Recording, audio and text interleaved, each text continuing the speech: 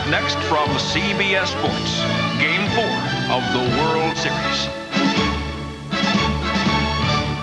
Good kill. Dave Stewart would have won Game 1, but they don't. Instead, it was the killer bat of Eric Davis that said, "Make my day." The next day, it was an improbable hero named Billy Hatcher. And if the A's weren't ambushed enough in Cincinnati, by the time they got home to Oakland, they were sabotaged. And yes, Sweet Lou meant what he said. We're not in this to be just opponents. But if you ask the A's, they're fighting two teams, the Reds and themselves. And if there are any answers, they better come quickly. Because starting tonight, the A's have to win 4 in a row. Otherwise, the hunt for the Reds' October is complete. Boy, is it ever.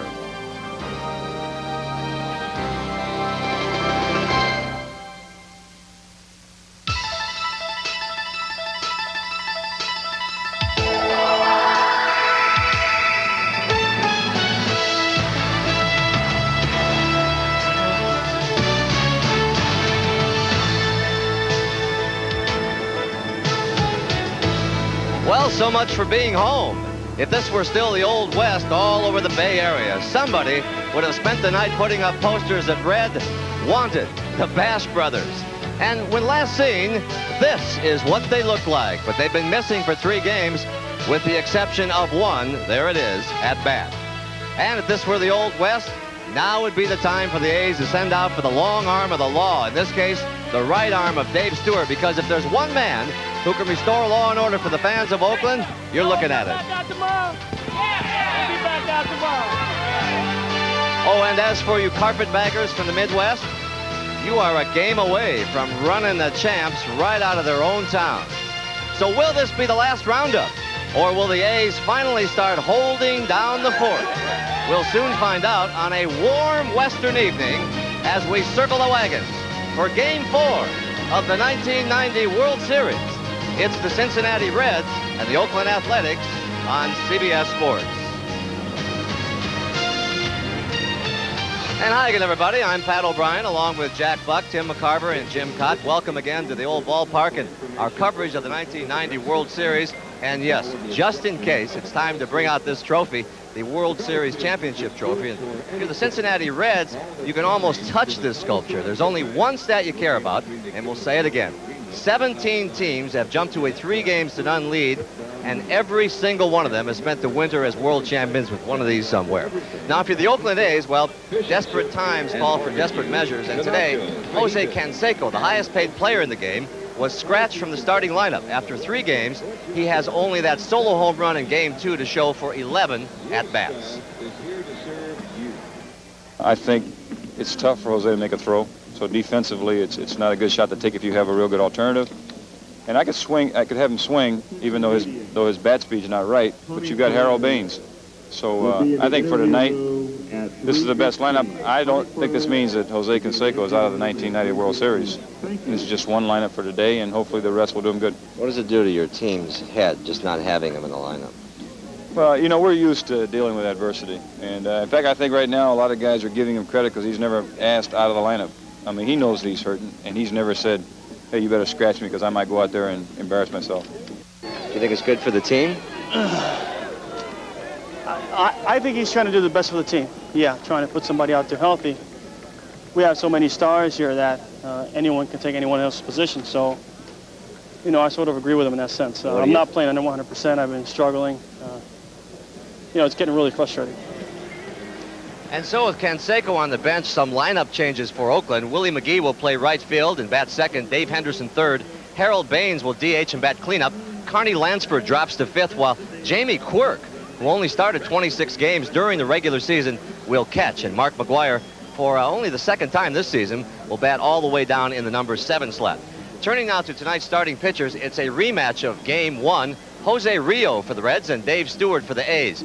Jose won Game 1, scattering only 7 hits in 7 innings, and how grande was this Rio? He pitched in 1 despite a painful blister on his middle finger. We asked him if it will affect his performance tonight. Jose, I'll be going as far as I can, as long as I can. It's not a big deal, you know. I got the blister pitching my first scan. It got real bloody, but it's not bad, I'll be able to pitch anyway.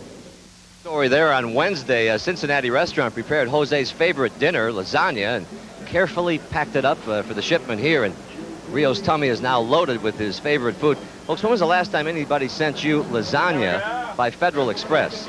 Chief John, I think they met Chef John, and we'll see him in a minute, and he opens it up, and Jose, by this time, has already had his lasagna for the night. And as for Dave Stewart, he is now pitching on 3 days rest, which he prefers, not counting last night when he was honored to throw out the ceremonial first pitch as a recipient of the Roberto Clemente Memorial Award for all that he has done for the Oakland community. And there was no one that Oakland fans would rather pin their hopes on tonight than that man right there. I mean, he's proven that all through the years that when you have to give somebody the ball and you need a win, you give it to Dave Stewart. And, I'll be surprised if how good the Reds are playing right now, they beat him. And Stu can stop those kind of things. Pretty loose bunch tonight. When we come back here, we'll check in with our baseball analysts Jim Cott and Tim McCarver as our coverage of the 1990 World Series rolls on from the East Bay to the Eastern Seaboard. Here on CBS. Stay with us. CBS Sports coverage of Game 4 of the 1990 World Series is brought to you by Toshiba Copiers. Before your copier gets the best of you, get a better copier. And by Minolta Freedom Cameras. When you can't get to the picture, Minolta Freedom Zoom brings a picture. For anything to pin their hopes on, and there's some solace in knowing that just last year, the Giants came off the canvas from a 3-0 deficit.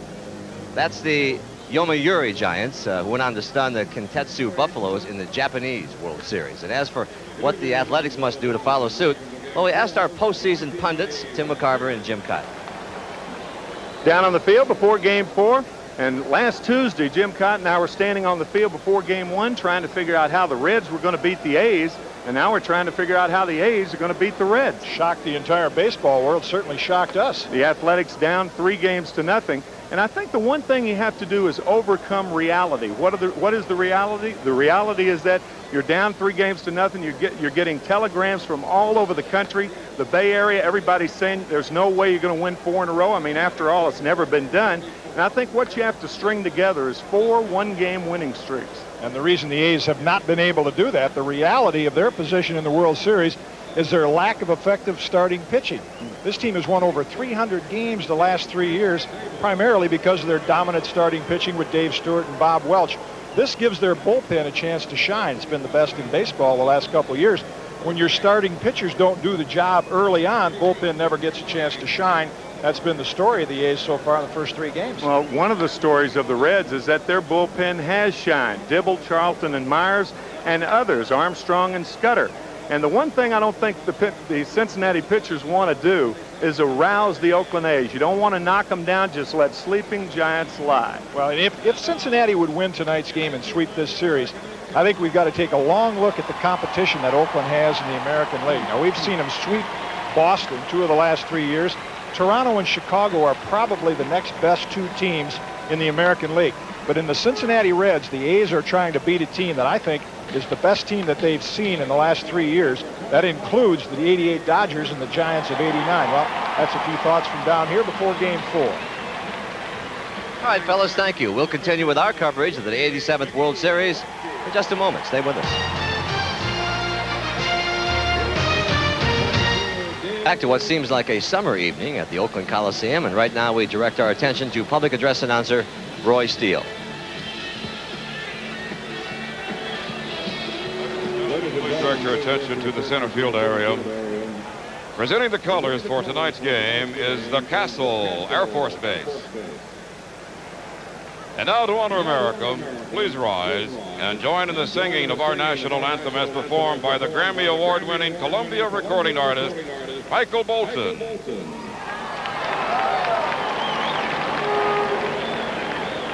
Oh, say, can you see by the dawn's early light what so proudly we hailed at the twilight's last gleaming, whose broad stripes and bright stars through the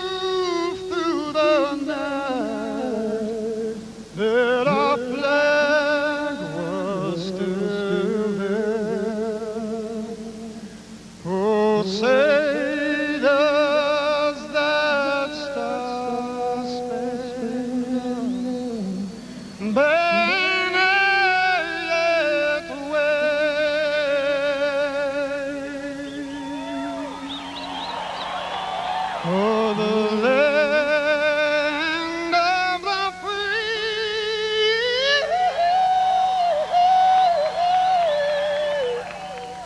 and the home of the brave.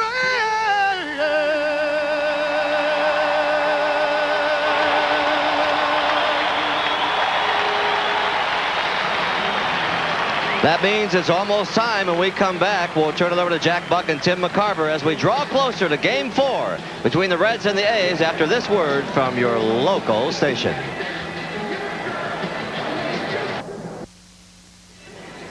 Well, we're just about set for Game 4. The Reds are on the threshold. The A's are on the edge. And which way will it go? We don't know, but we do know there's nobody we'd rather have that helps get us there than Jack Buck and Tim McCarver. Good evening, Jack.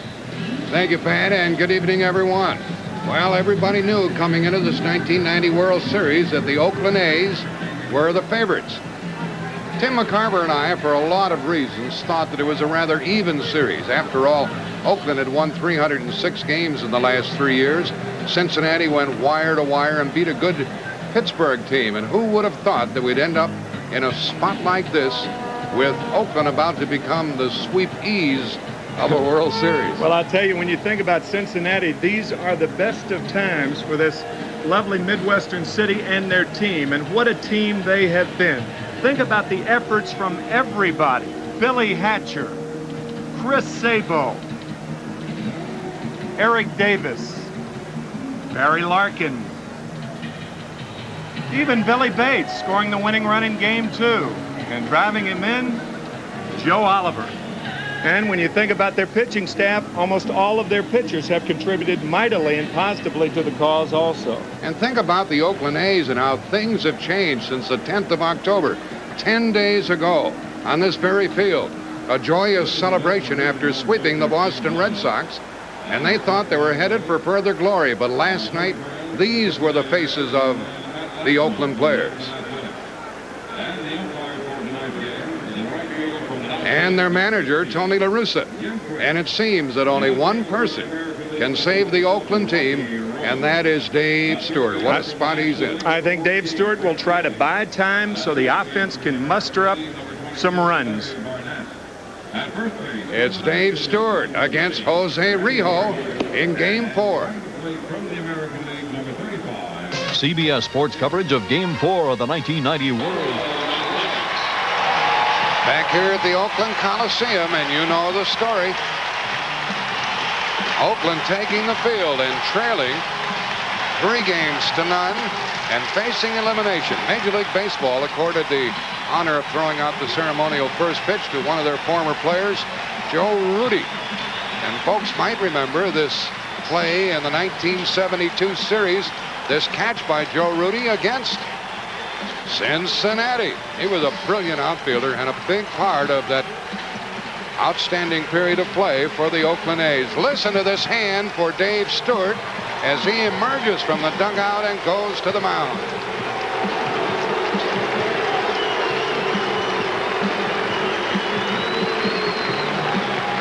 He's got the whole world in his hands.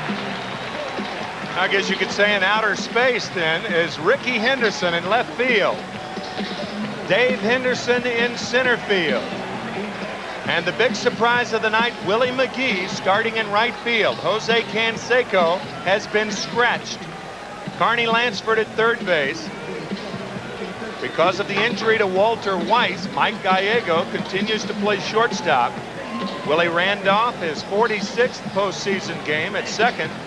Mark McGuire over at first base.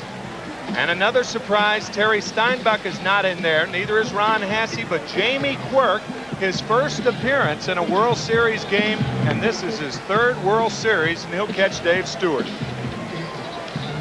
Stewart on the mound. He was the loser in Game 1. He pitched 4 innings, gave 4 runs. He'll face Barry Larkin at short. Billy Hatcher in center. Paul O'Neill in right. Lineup much the same with Eric Davis in left field. Al Morris, the DH. Chris Sabo at third base. Todd Benzinger at first base. Joe Oliver, the catcher. And Mariano Duncan playing second, and their pitcher will be Jose Rijo. Larry Barnett, the American League umpire, is still absent due to illness. Bruce Fremming pressed into service. Ted Hendry has the plate. Randy Marsh, Bruce Fremming, Frank Pulley, Rocky Rowe, and Jim Quick are the other umpires. There's Bruce Fremming. Bruce Fremming, interestingly, has on Randy Marsh's hat. It doesn't fit. No, it doesn't. See how small it is? It's on Frank Pulley's socks, Jim Quick's long johns. He's got long johns on. Can you believe that? And Larry Barnett's jacket and shoes. So he's a regular fashion plate out there tonight. He's a hybrid umpire. Here is Barry Larkin standing in to start it. And we'll be able to tell early on with regard to Dave Stewart about his well-being. You remember the last time he worked in Game 1, his manager, Tony La Russa, said it was the worst start I've ever seen him have. And it is ball 1. Larkin, Hatcher, and O'Neill in the Cincinnati first. Barry has had 5 hits in this series.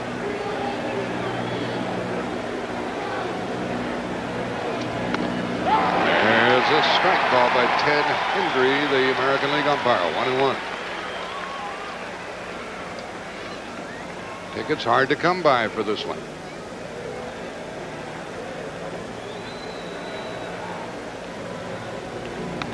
And off the glove of Jamie Quirk. That's Sam Perlazzo coaching at third base. And Tony Perez, perhaps a Hall of Famer in the future, coaching at first. The first baseman when Cincinnati swept the Yankees in the World Series in 1976. Fly ball to start the game into short right. And the center fielder wants it. Dave Henderson has it for the out. You watch him every day, he'll drive you crazy the way he bends and twists under a fly ball, but he always catches them. There's one out, and that's the way this one starts. Yeah, Dave makes catches like that, like his dominant eye is his right eye. He leans left and catches it with one hand. It is unusual. Billy Hatcher, strike to him. You can tell Dave Stewart's going to get the high strike. That's 2 straight called high strikes from home plate umpire Ted Hendry. That caught my eye also, Tim. Strike 1 to Hatcher, who has 9 hits and 2 walks in this series, and a foul makes it strike 2.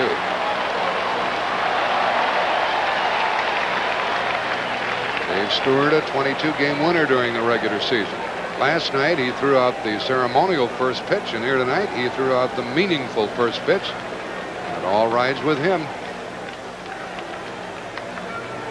Oh, he is hit by that one, and Billy Hatcher goes down, and that one had to hurt. He'll go to first with 1 out, and where did it get him? Looked like it was right above the elbow. There's a nerve center right above that elbow. And it may have been in his hand. Yeah, it looks like his left hand. And Billy tries to get out of the way of it. Yep, hit him right on top of the left hand. Oh, brother. And being a right-handed batter, it's that left hand that's dominant on the bat, and that had to hurt. The count was 0-2 when he was drilled. Well, Billy Hatcher, 9 for 12 on the series, 2 walks. I think Dave Stewart was trying to move him back off the plate. I don't believe that was intentional. Here's Stewart going into the ball. Good hitters protect the outside part with 2 strikes, and it looked like Hatcher's approach was outside, and that ball plunking him on the top of the left hand. Initially thought it was the elbow, but it's his hand. And it was not a glancing blow. When you get that hand pinned against the bat and get hit by a pitch with that velocity, it hoits. Sometimes it hurts so bad you can't run. And we'll see what they do with him. So a critical moment here early in Game 4. Tim, you said you didn't think it was intentional. What made you think that? Well, I think because the count was 0-2. Usually with the count 0-2, I think one of the things that's missing in the major leagues nowadays, especially in the American League, is not enough pitchers throw inside the hitters. Hitters don't expect it, and that's why, unfortunately, a lot of hitters are getting plunked nowadays. But a hitter's got to continue to establish the outside part of the plate. I think Herm Winningham's going to be the runner for Billy Hatcher. I think Billy's out of there. I do not think there was intent. Of course, that's always that vague area. There's Herm. He will be the pinch runner for Billy Hatcher. It's a shame, and got to pitch inside. That's the other thing. And whenever you pitch inside, there is the chance of hitting a hitter. It's certainly controversial. And here it is again. The count is 0-2, a call strike and 1 foul back, and now this. He didn't bail out very well, did No. he? He was going into the pitch. I think your point is well taken because there was no give. It did pin that hand against the bat, and that's why there is more concern, I would think. He had on that golf club, but there's no protection there. Larry Starr is taking care of him, and at least he'll run the bases here in the first inning and trying to get a little circulation back in that hand and then find out if he can go to the field in the bottom of this first inning. Hatcher, by the way, stole 30 bases during the season. I'll tell you, we were led to believe that Winningham was going to be in the ball game, but evidently Billy talked Piniella out of it, and he's the runner at first base. Paul O'Neill is the batter. O'Neill, who had that great series against Pittsburgh, is 1 for 9 here in this World Series.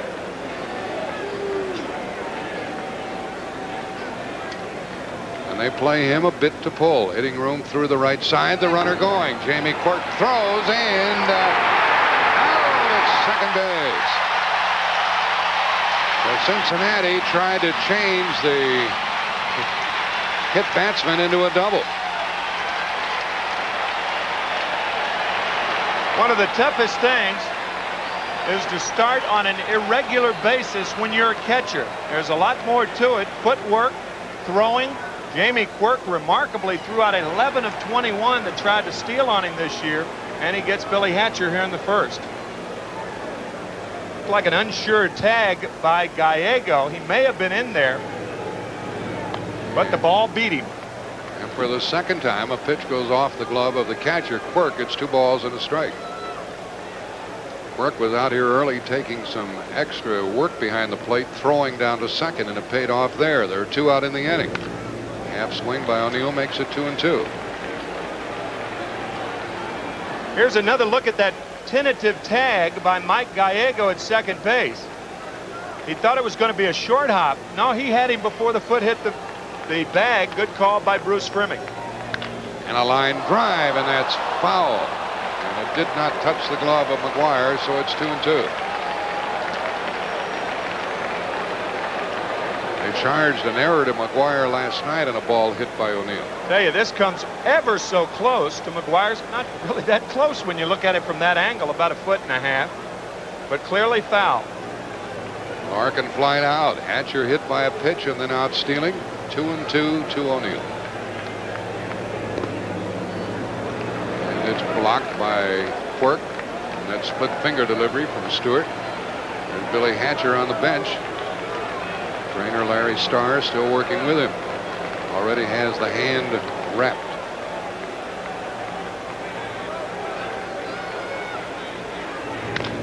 And a bouncer for Randolph. The Reds do not score. After 1/2 inning, nothing doing.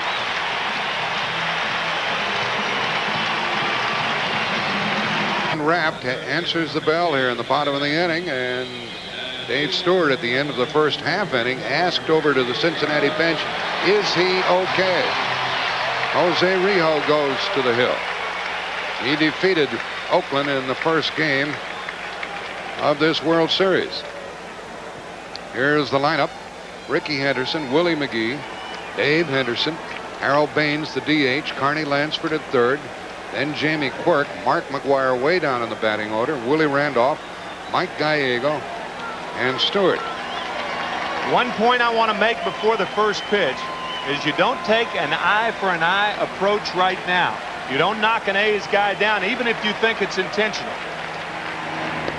And a strike from Rijo. Remember, Jim Cott and I were talking in the pregame show about the one thing the Reds want to do with the A's. You want to let them sleep. You don't want to do anything to arouse them.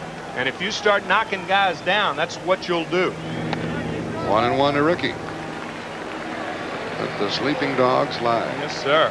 I'm sure that's what Lou Piniella and Stan Williams, the pitching coach, conveyed to Jose Rijo. Fly ball into left field. Eric Davis there. 1 out.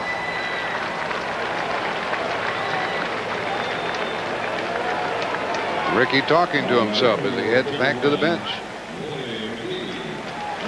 You know, we saw that a lot of that last night. Ricky talking to himself. That's really quite normal. Jim Cott and I were talking about it this afternoon. I mean, that's the thing that's not normal is when you don't talk to yourself.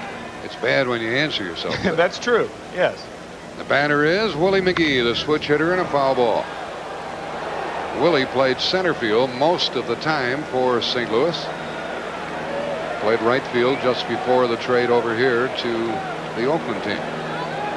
He can play either place. The count 1-1. Rene Latchman is the third base coach, hoping for some traffic down there. Dave McKay is the first base coach for Tony La Russa. 1-1 count on McGee, National League batting champion.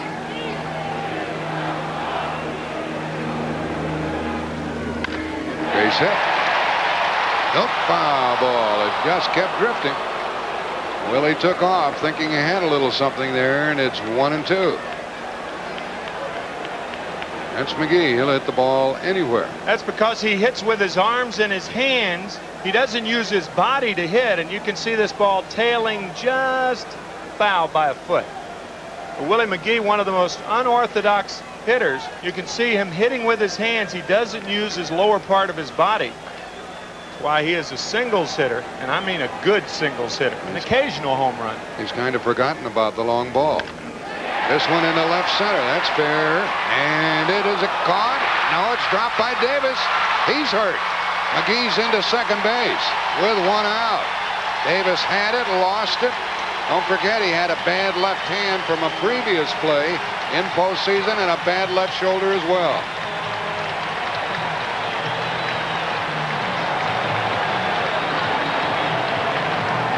And you would think that left shoulder going after the ball, we thought it was his left shoulder the other night in game 1 when he went down hard on the turf.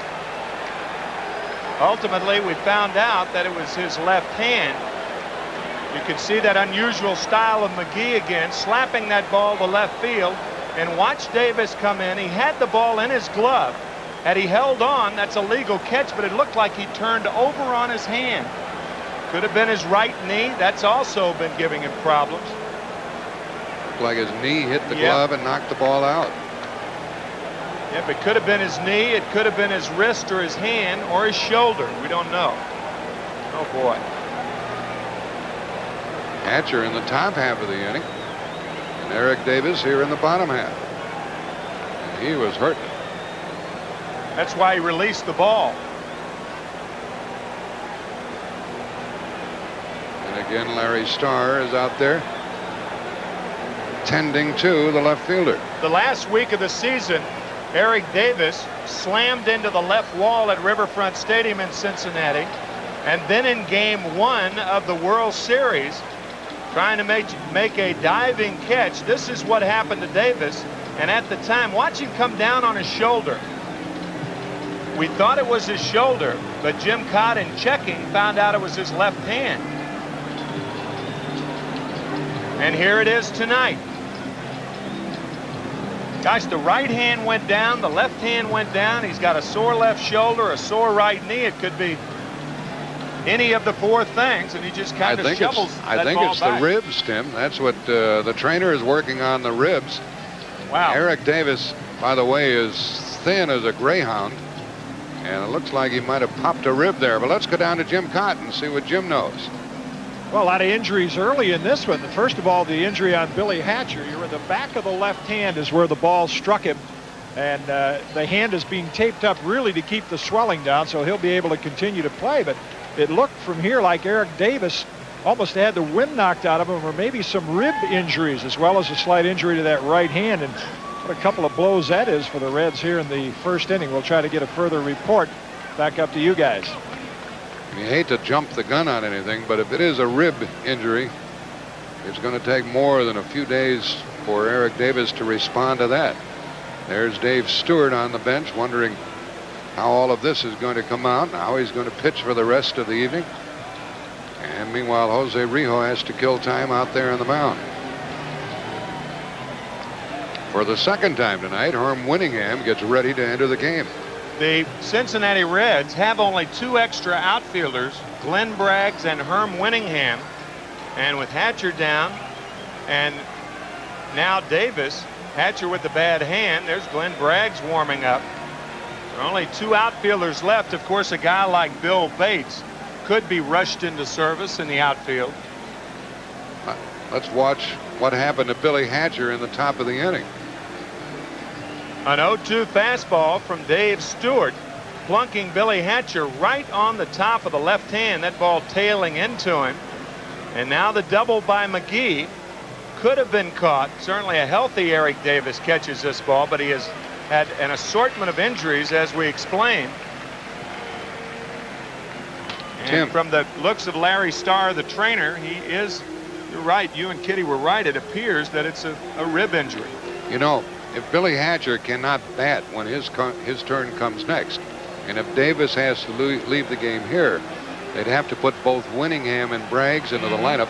They could play Benzinger in the lineup and bring in Terry Lee to play first base. That would be a stopgap measure. Yeah, you could put Benzinger in the outfield, maybe Billy Bates. But if Hatcher and Davis leave, the only 2 regular outfielders that the Reds will have remaining will be Herm Winningham and Glenn Braggs. And those 2 are warming up, Braggs and Winningham. It would be a guess from the way Eric Davis is failing to recover that we're going to see Winningham in there now, and it'll be very interesting when it's Hatcher's turn to hit as to whether or not he can stay in the game. Well, you never know what's going to happen. We talked about that in this World Series. You never know. There's McGee perched at second.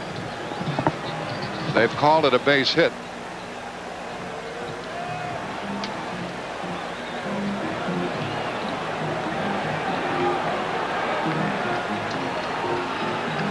We understand that it's the right elbow of Eric Davis that is giving him the most problems. That's not to say that that's all that's injured, but his right elbow, from what we understand and for what we have right now, that is his problem.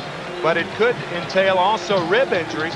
Another thing to keep in mind, if the Athletics win tonight and Davis and Hatcher, they find out overnight that there are serious injuries, you cannot make replacements and substitutions in the World Series. That is correct. It's happened before to other clubs, and it really is a rule that should be changed. If you could substantiate the injury, I agree 100%. Well, Davis is going to stay in. Suffice to say, we have 2 hurting people in the Cincinnati outfield. Eric Davis and Billy Hatcher. Meanwhile, McGee's at second, 1 out, and Dave Henderson is up. And after that long halt in play, let's see how Rijo gets along. No score first inning. And that should be the second out. Duncan backs out. 2 gone.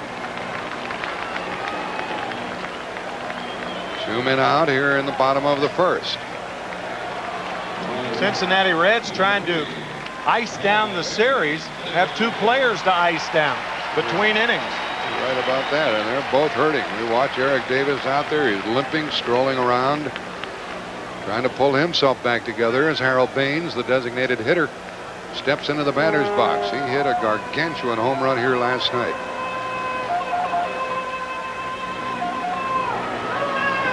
That was good. Yeah, that's a leather lung fan. He had access to the PA mic, I think. Here's strike 1 to Harold Baines. I think he was born with one. No score, first inning, and a lot of things have happened.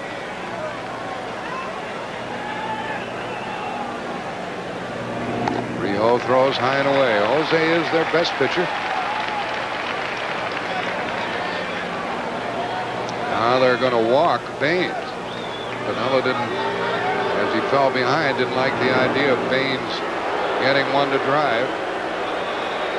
And they'll pitch to the right-handed batter, Carney Lansford.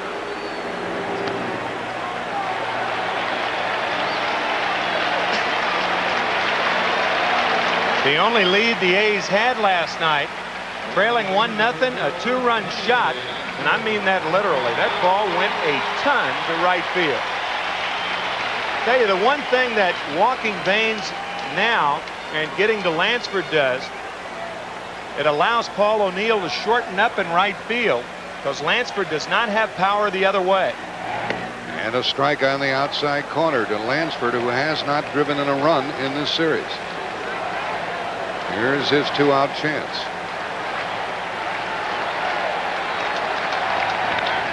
And up the middle, and Oakland takes the lead. And Baines stops at second base, and it's 1-0 Oakland.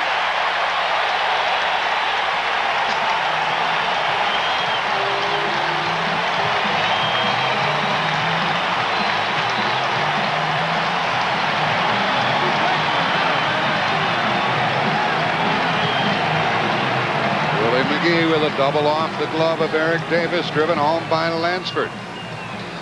That's the first run against Jose Rio in this series. The Athletics 2 for 23 before that hit with runners in scoring position. Make that 2 for 24 because of Henderson popping up with McGee at second. So they're now 3 for 25 with runners in scoring position. Tony La Russa put this batter, Jamie Quirk, in the lineup looking for balance in the batting order against Rijo. 2 on, 2 out. A's could have a big first inning. There's ball 1. Most teams try to pitch Carney Lansford inside. They try to jam him. Look where the slider is from Rijo. That's the reason they try to jam him, because he leans out over the plate and handles that ball away very well. So it's 1-0 A's here in the first inning. And a strike to Quirk. Runner at second base now is Baines, with Lansford at first, 2 out. Quirk drove in 26 runs this year, and Rijo wants to get out of this inning right now. Rijo has a blister on the middle finger of his pitching hand, and we'll be aware of that as we go along. Got that one by Quirk. Lou Piniella told us that because of the blister on the middle finger of the right hand, that Jose Rijo will throw no more than 100 pitches regardless of how he does. Whether he's leading or behind, they will throw him out. He said 90 initially, then he said no more than 100. By that time, he should be to bullpen time for Cincinnati if things are right for the Reds. 2 on, 2 out. And just inside and off the plate to Quirk.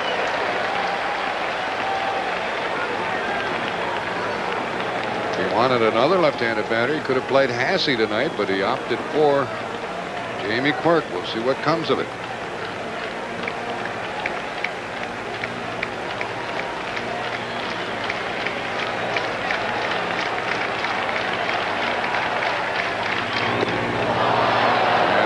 Count of 3-2 as Quirk just got that back foot out of the way.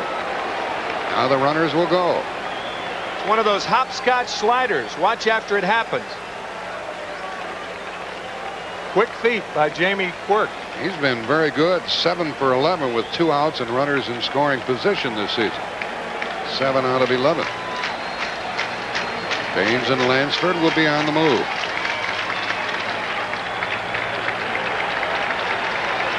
There go the runners. And the strikeout, the first of the inning. So the A's get 1 run on 2 hits, and they leave 2. Eric Davis will lead off in the second inning. Lansford drives home the run. 1-0 Oakland after 1.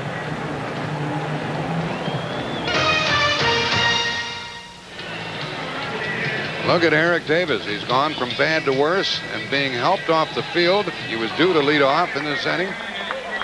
He was limping out there in the outfield. He apparently hurt his ribs as well. He's had a bad shoulder, a bad knee, and he is out of game 4.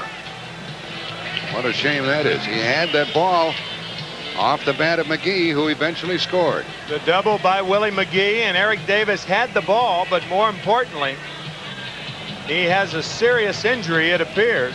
Slamming to the ground. Shoulder, the knee, the hand, and now he had scheduled arthroscopic surgery on his knee for the second time after the series was over. looks pretty bad, I'll tell you. Tim, even more so now. Cincinnati would like to end this thing here this evening. Yeah, that's right. That's right. No replacements can be added. Billy Hatcher hit on the hand by Dave Stewart. So Glenn Braggs will lead off the top of the second instead of Eric Davis. And they keep Winningham on the bench, a left-handed hitter.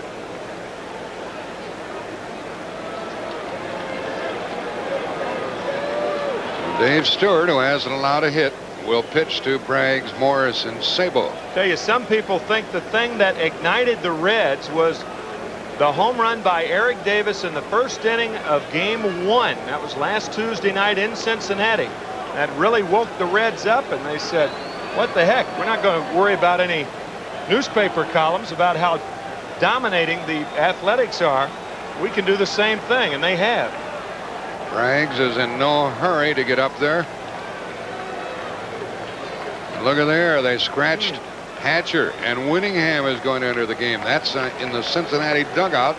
So the Reds, after one inning, have lost Davis and Hatcher, and have only O'Neill of their original outfield. And have no more outfielders left. Now that's if indeed Winningham is in the game. That's not official, but that was on Lou Pinella's lineup. Here's Braggs, 0 for 1 in the World Series. His name became more familiar to people when he took that ball off the bat of Carmelo Martinez and kept it from being a home run over in Cincinnati during the National League playoff. In Game 6, and a strike to Braggs. We mentioned it before, this fella has a tremendous physique. He's built more like a football player than a baseball player. That's an example. That's how strong he is, folks. Holy cow. What is going on here? Have you ever seen that before? No. I never have. What is going on I have here? never seen that before. He swung and missed and broke the bat. We kiddingly talk about it. He's built more like Fort Braggs. Now look at this. It hits his bat back and breaks in two.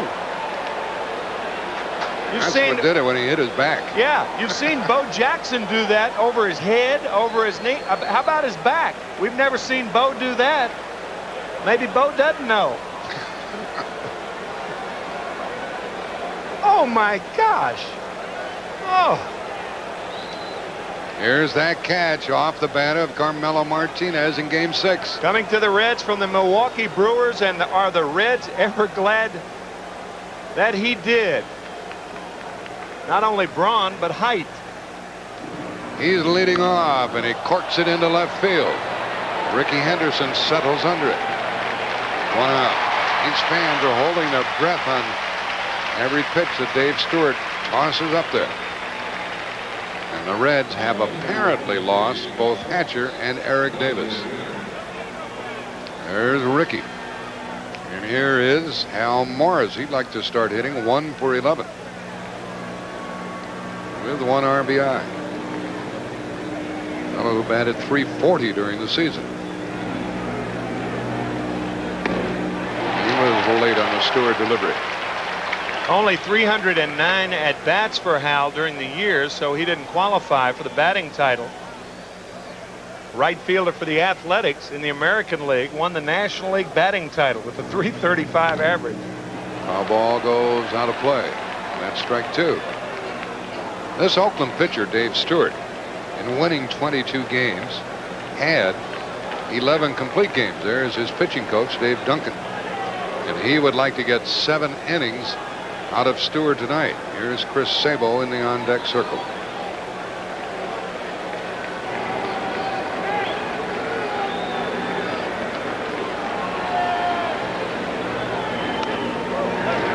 One and 2 the count to Morris, with the A's leading 1-0 here in the second inning.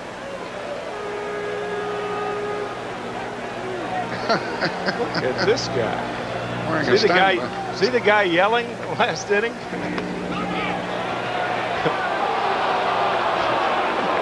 Third base umpire Frank Pulley said it was no swing, and it's 2-2.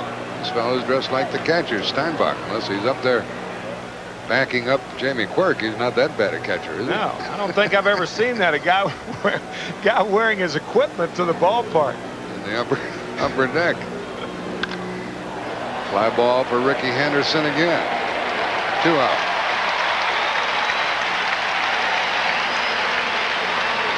Morris 1 for 12. Stewart pitched 11 complete games this year. And of those 11 complete games, he had 4 shutouts. So whenever you give him any runs, you've got the odds against you. Here's Sabo, who popped 2 homers last night, and Chris is 6 out of 12 in this series. Strike from Stewart. He certainly is more comfortable tonight, Tim, than he was in Cincinnati. Swinging at, are you talking about Stewart? Yeah. Yeah, well, the other night he was falling behind a lot of batters. He hasn't walked anybody. He has hit a batter. He walked 4 in 4 innings the other night. He is normally not wild. An excellent walk to strikeout ratio. That's in the corner, putting Sabo in the hole 1 and 2.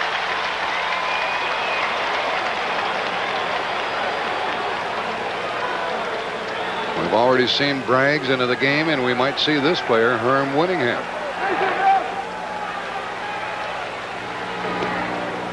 Two and 2. Remember Pinella's comments last night. If Sabo hits balls in the strike zone, he usually hits them hard. His problem, going after bad balls. Breaking ball is chopped foul. It looked like Sabo jammed his elbow a little bit on that swing. This fellow is a tough cookie, former hockey player. Attended Michigan State University, Michigan University. It's about as quiet as they come. Rookie of the Year 2 years ago, a real favorite in Cincinnati.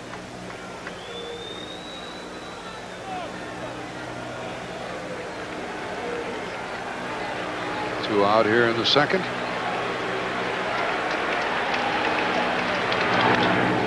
And another hit for Sabo, his 7th hit of this series, coming with 2 out, the first Cincinnati hit. What do you know about those injuries, Jim Cott? Well, standing right outside the Cincinnati clubhouse down here, Jack, Billy Hatcher apparently is going for x-rays in the back of that left hand. The doctor right now is examining the ribs of Eric Davis, so both Davis and Hatcher out of this ball game. Back upstairs. What a bad break for the Reds, who would like to end it here tonight. And of course, if this series is prolonged, the absence of those two would be a telling blow against Cincinnati. Benzinger at the dish. Sabo can steal a base. He's at first, 2 out. Benzinger out in front. He's 2 for 7 in the World Series. Switch hitter. If you're a guy like Benzinger now, with the runner being held at first base, Stewart with a good tailing fastball, you should look for the ball away. Glenn Braggs got it away, a swing and a miss, and he broke it on his back as Tom Browning looks at it, as incredulous as we were. It was something.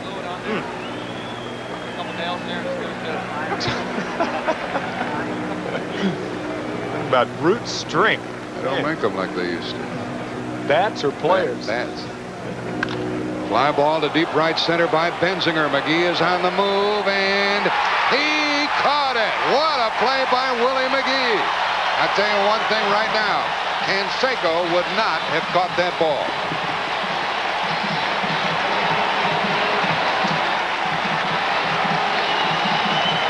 And this is why he is there defensively, said Tony La Russa, and look at the play.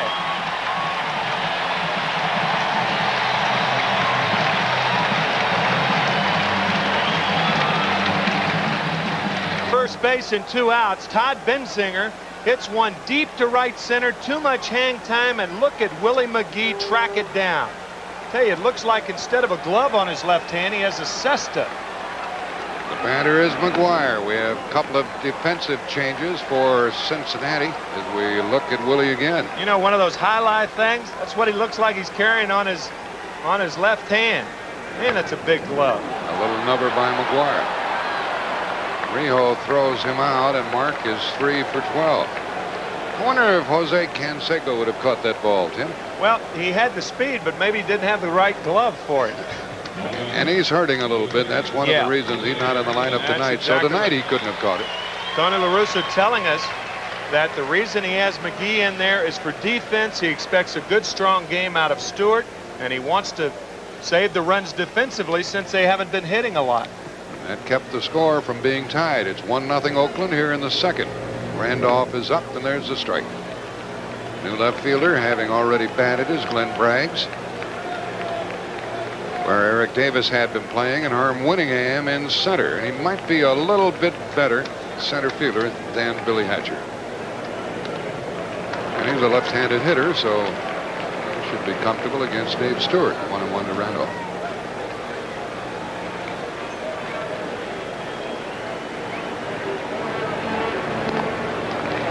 Two balls and a strike. McGee doubled and scored the run in the first, and then saved the run in the top of the second. Lansford has the RBI.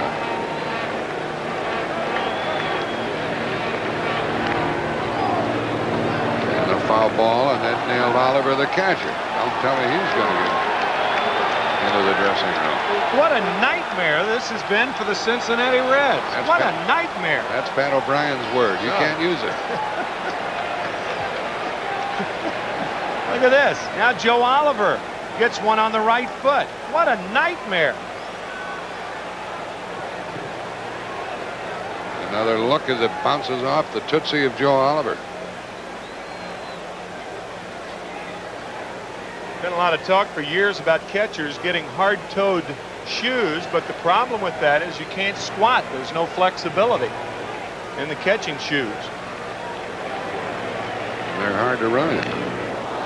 They don't like to change them every inning and every time they come up to bat. Tony Pena wears them with a little steel tip like a factory worker would wear. Bad part is when you get hit by a foul ball, you usually get hit in the same spot over and over again, and it never heals. Tell me about it. You're still not healed? No. 10 years later. 2-2 to Randolph. Long throw coming up for Sabo. 2 out. Sabo handled 10 chances last night and tied a record. He is a fine defensive third baseman, 1 of 2 in this ball game. Lansford also.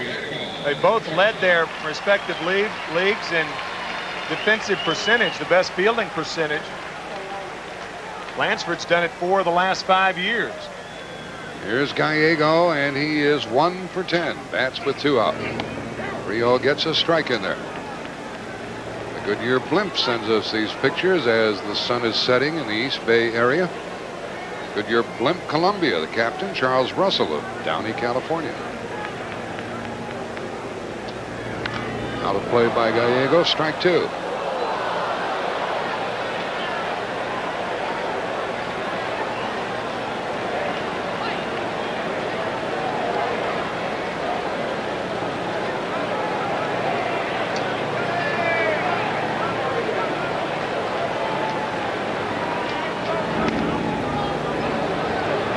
Just missed to Mike Gallego, and it's 1-2. You mentioned Tony Pena. When Joe Oliver gets down on one knee, he's getting low to try to get Rio to throw that ball out of the strike zone. See if he gets low again. And the pitch was low, and it's 2-2. Gallego's only 5'8", difficult to pitch to.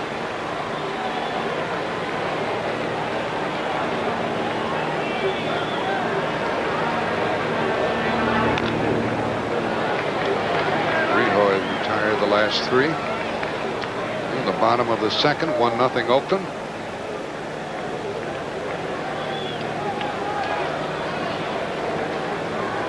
Started this game right after 5 o'clock local time, and no problem with the sunlight. And a full count.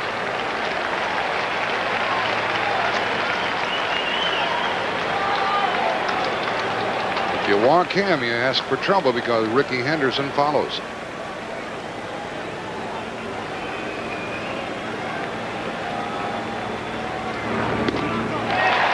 And ball 4. That was a pretty good pitch there, wasn't it? Well, we've talked about umpires not giving those high pitches anymore. I think the surprising thing about this is it's a slider. That's either an indication that Rijo feels he can get his slider over better than his fastball, or a poor selection of pitches. Because you do not want to walk Mike Gallego on a pitch other than the one you think you can get over the best. Sometimes a pitcher's fastball will run so much they have better control of the breaking pitch. Maybe that was the case. The slider especially. Henderson fly to left his first time. There's a strike. Ricky is 5 out of 13 and 5 out of 8 against this pitcher.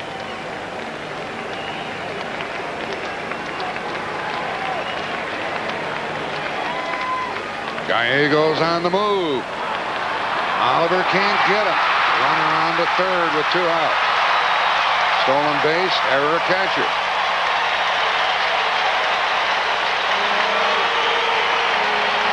I think one of the reasons that La Russa may have sent Gallego is that Joe Oliver just got a foul tip on his toe, and that's the foot on which he pushes off. Gallego stealing, and steals it easily. You see Oliver, a quick throw, but a low throw, and it skips by Mariano Duncan, and Gallego goes to third. Tony La Russa telling us before the game he was going to open things up. No passivity in this game. And the count, 2 balls and a strike to Ricky Henderson. Yeah, La Russa said, you fellas haven't seen us at our best. He said, we are an aggressive team, and even though we're down 3 games to none, we're going to do some things if we can. 3-1. Oliver makes a trip to the mound to talk to his pitcher. He had 2 strikes on Gallego and walked him on a 3-2 breaking pitch. Now he's 3-1 to Ricky Henderson. Looked like an easy inning as Jose got the first 2.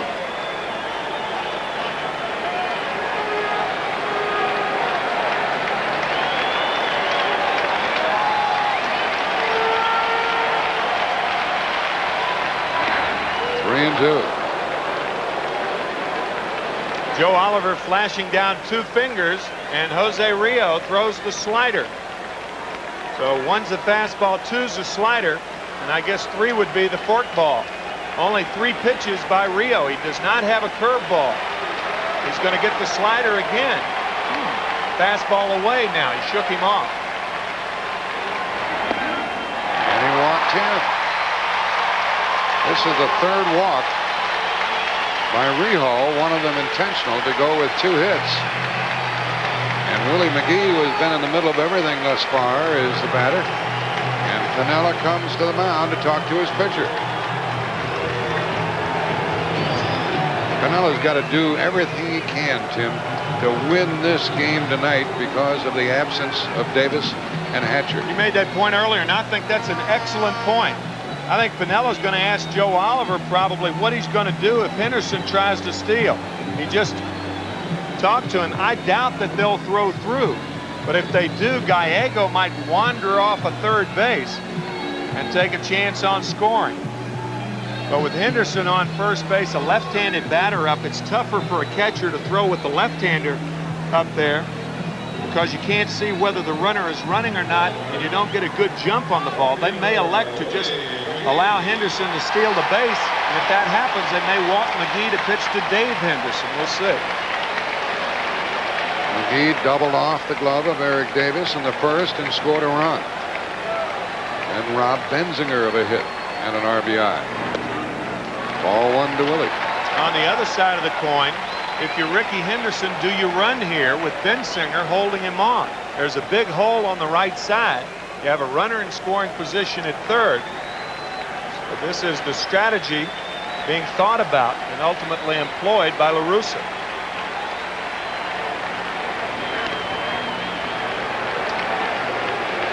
Ricky has stolen 2 bases in this series.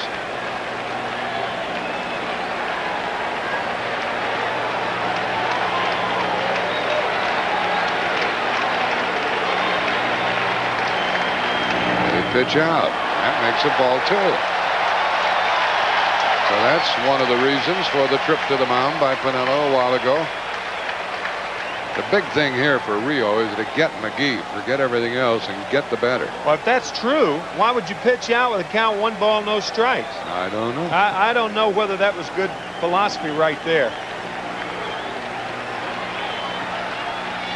Now Henderson, a flying start, a strike called, and no throw. Third stolen base for Ricky Henderson in this series.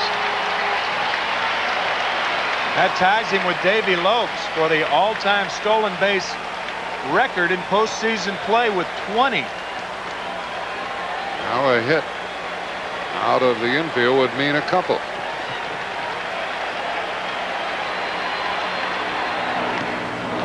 Two and two.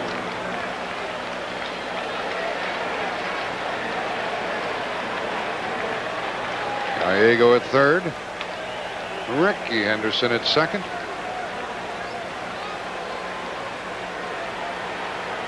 Rio has given up 2 walks in this inning. He's 2 and 2 to McGee.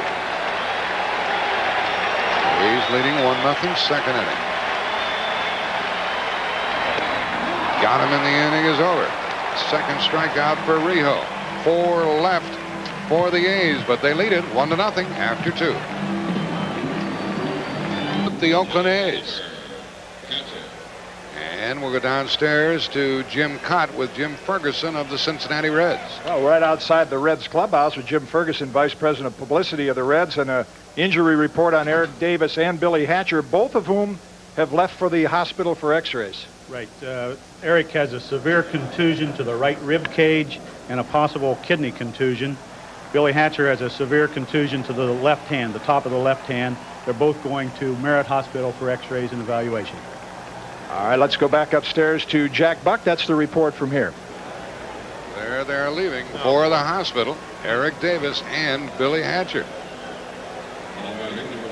Meanwhile, you saw Joe Oliver start this third inning with a ringing double into left, his 6th base hit of the World Series, and the tying run at second, nobody out for Mariano Duncan. And the A's will guard against the bunt.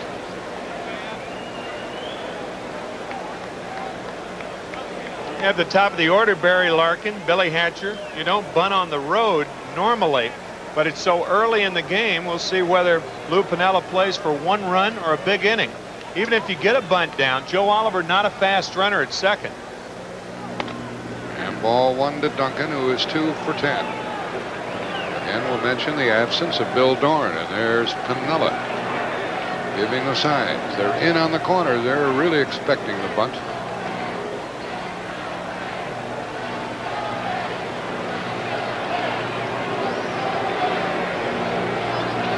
Leadoff double by Oliver. And that's ball 2 to Duncan.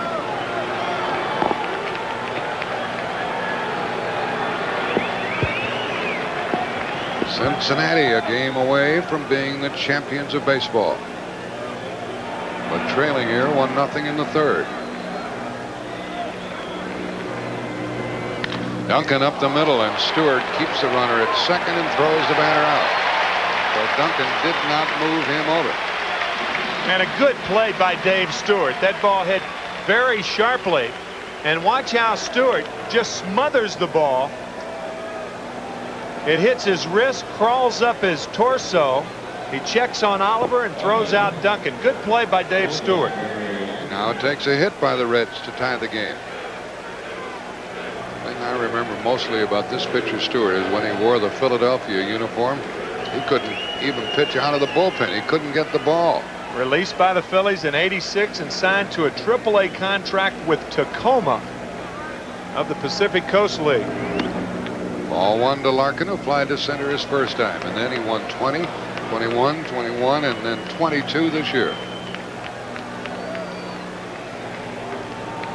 National League President Bill White with Ed Bargo, one of his umpiring supervisors. And Lansford keeps the runner at second, 2 out.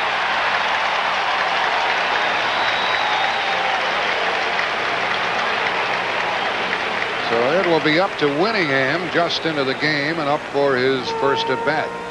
Routine play for Carney Lansford, but watch how he looks Oliver back at second and then makes the easy play at first base. Interesting way that Carney Lansford gets set. Influenced a great deal by Clete Boyer, the great third baseman of the Yankees, who was a coach here and had a lot to do with the fielding prowess of Lansford at third. Winningham is 0 for 1 in the series, and this is his first at bat tonight. Tying run at second, 2 out. Ball 1. Winningham played for Montreal and the Mets.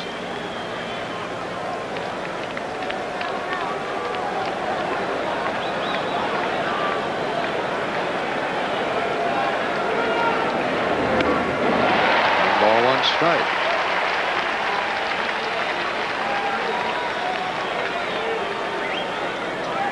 Both pitchers used their sliders very effectively, and that was a slider from Dave Stewart. Stewart doesn't throw as hard as Rio, but generally speaking, better control. That ball is foul as Jamie Quirk tried to get to it. Jamie started tonight rather than Steinbach or Hasse. He's thrown a runner out, stealing. He was with the Kansas City Royals in 1980 when they lost the World Series in 6 games to the Phillies. And then he was with the Kansas City Royals in 1985 when they beat the Cardinals. So he has been on both ends of World Series wins. 1 win, 1 loss. His first appearance in World Series play.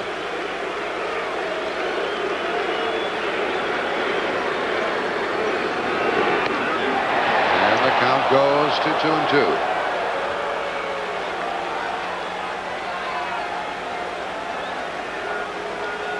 Good pitchers are never in a rush to get a batter out. You like to set them up, make them hit what the pitcher desires. 3-2. No sweep, says that room.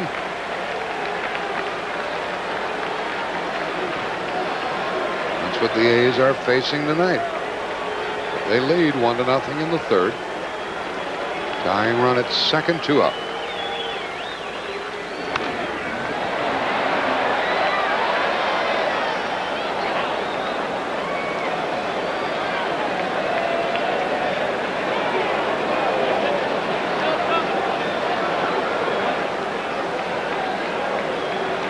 Stewart has had men on base in each half inning.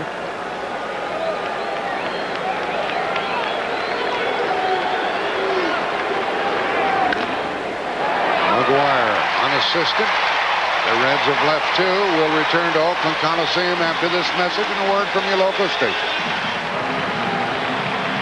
Say, folks, tomorrow the NFL Today at 12:30 Eastern, and Leslie Visser on why the Rams 1-4 are playing like lambs. John Madden talks about why most of last year's playoff teams are disappointments this year. And the latest on the Giant defense trying to stay #1 without Carl Banks. The NFL Today, the last word before kickoff. And most will see the Eagles and the Redskins.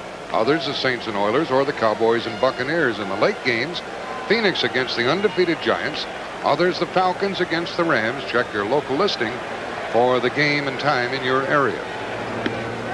Here's a strike from Rijo to Dave Henderson. We're underway in the bottom of the third. 1-0 Oakland. Strike 2 to Henderson, who popped out his first inning. Hasn't driven in a run in this series, and he is 3 for 10.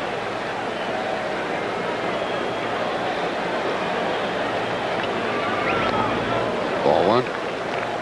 Anderson, Baines, and Lansford.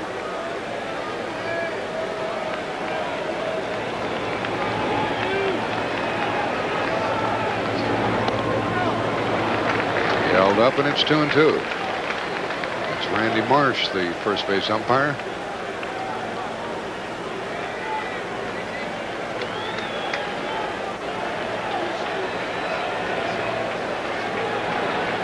Anderson calls time.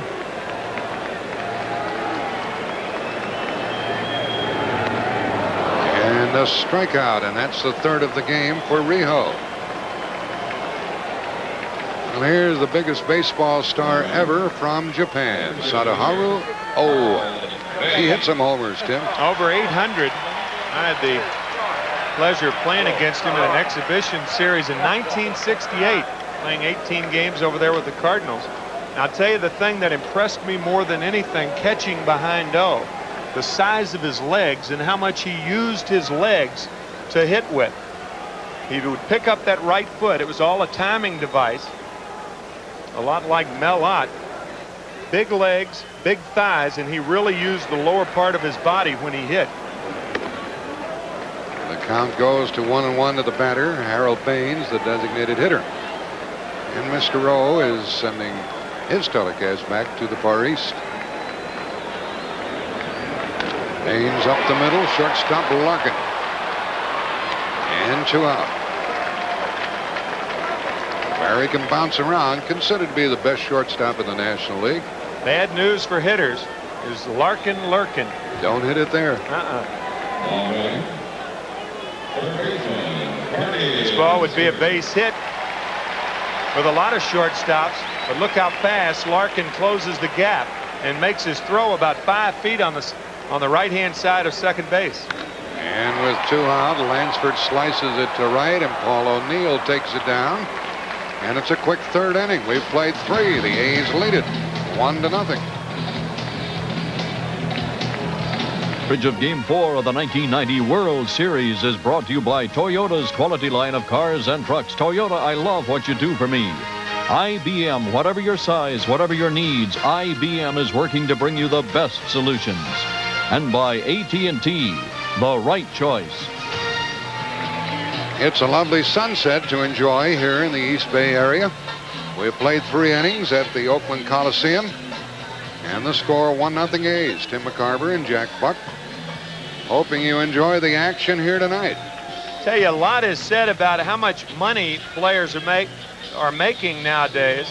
And this gentleman right there to the right of your screen, Larry Rothschild, is the bullpen coach of the Cincinnati Reds. And you may or may not know that bullpen coaches do not make a lot of money. But if the Cincinnati Reds do win this, over $100,000 will go to every player and coach. And Larry Rothschild has been in baseball since 1975, only 2 months in the big leagues, told me before the game the other day. As O'Neill leads off. He said, I told my wife the other day that if we win this thing, we'll break even. For all the years. Meaning for all his 15 years in the game, he'll finally break even. So it's not always guys who are rolling in dollars. So he could use that check. 1 ball, 1 strike to Paul O'Neill. Grounded to second his first time. Leading off in the 4th. Strike 2 on a borderline pitch. He looks at the umpire. Calling Vegas. What are the odds now? One thing the A's have not done is given Dave Stewart much breathing room. 1 run only. There's a strikeout. Stewart's first of the night. He's retired 4 in a row. One of the few splitters that he has thrown. He was taught that pitch initially by Sandy Koufax in the minor leagues with the Dodgers, and he honed it to perfection under Dave Duncan here with the Athletics, their pitching coach. Saw that ball really dip down out of the strike zone to Paul O'Neill. Here's Glenn Braggs. He replaced Eric Davis in the lineup, and he's 0 for 1. Ball 1.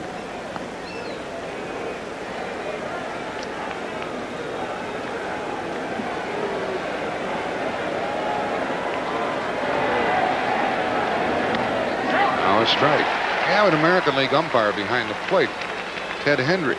Most National League umpires, when they call is a ball, they do nothing. A lot of American League umpires, including this umpire, will toss up the left hand. Takes a little getting used to. What a big swing by Braggs. 1 and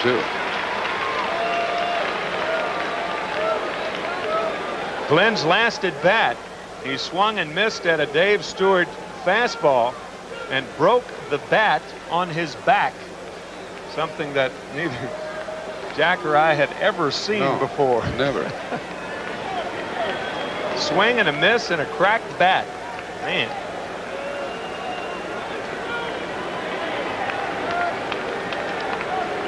Lansford guards the line at 3rd, and the foul goes out of play.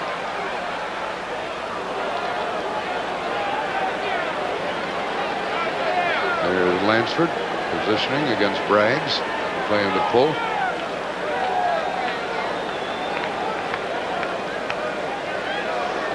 Our Goodyear blimp is the Columbia. And Charles Russell from Downey, California, the captain. Sent you that sunset picture a while ago. That ball is fair. And 2 out. 5 in a row. Jim Cott has a little something for us, James. Well, Jack, you know, the A's have had so much success the past few years, tend to take them for granted. Carney Lansford in spring training came out with some T-shirts that said, "Contentment stinks, stay focused." He wants these A's to stay focused, try to win another world championship. Cincinnati Reds making it awfully rough for them.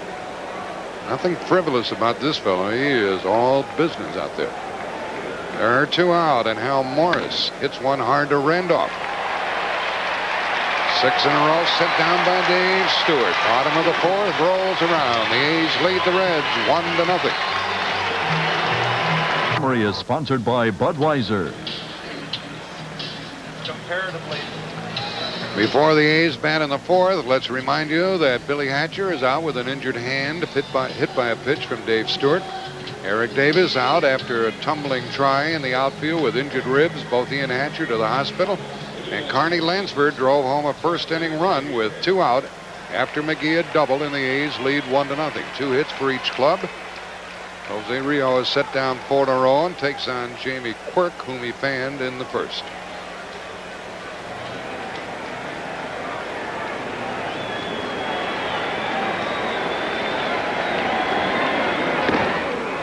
Outer pitch from Rijos, strike 1. Tony La Russa made some drastic changes, took Canseco out of the lineup, put Jamie Quirk in the lineup.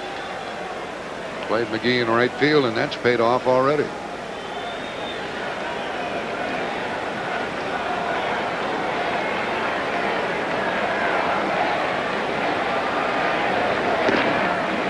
And Rijos trying to blow Quirk away.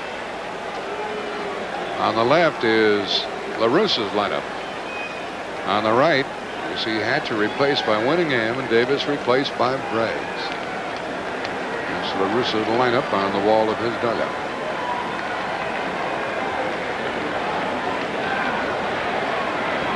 Rio looks like he's not fooling around with this batter, Tim. Jamie Quirk, a great story. His 8th major league team since 1975. Ball 1. Jamie has never had more than 300 at-bats during a season. And you mentioned Rio. Both Rio and Stewart throw split-finger fastballs.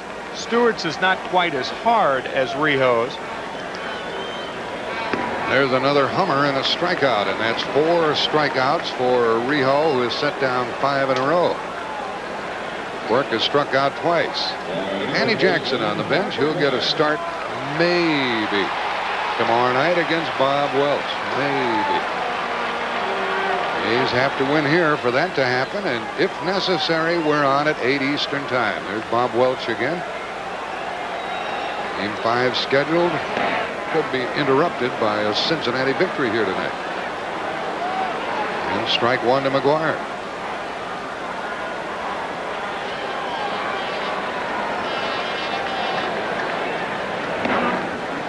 One and 1. Looks like Rio has hit his stride here. Pitching very well. Doing it with fastballs and sliders. He has not thrown a splitter yet, and maybe that's because of that blister on the inside of his middle finger of his right hand. That one's on the corner, and McGuire's in the hole. Lou Piniella wants it to end here tonight, and they would fly home tomorrow. And the 1990 baseball season would be over. The A's have other ideas. 2-2 to McGuire. Tapped out 1-3 his first time, and he's 3 for 12.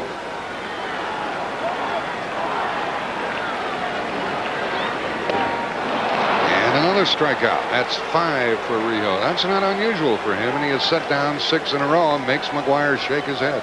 Tell you, trying to hit that pitch, that slider right off the plate, like trying to get a buttonhole through a starched, or trying to get a button through a starched buttonhole. You ever try to do that? Get one back from the cleaners, try to pry that button through there? Watch where this pitch is. Perfect. You're not going to hit that pitch. Forget it. Take it and hope they call it a ball. There's a strike to Randolph. And Rio is making short work of this Oakland fourth. Mark McGuire is 3 for 13 now. And a foul, and Rio is not fooling around out there. McGuire has yet to drive in a run in this series.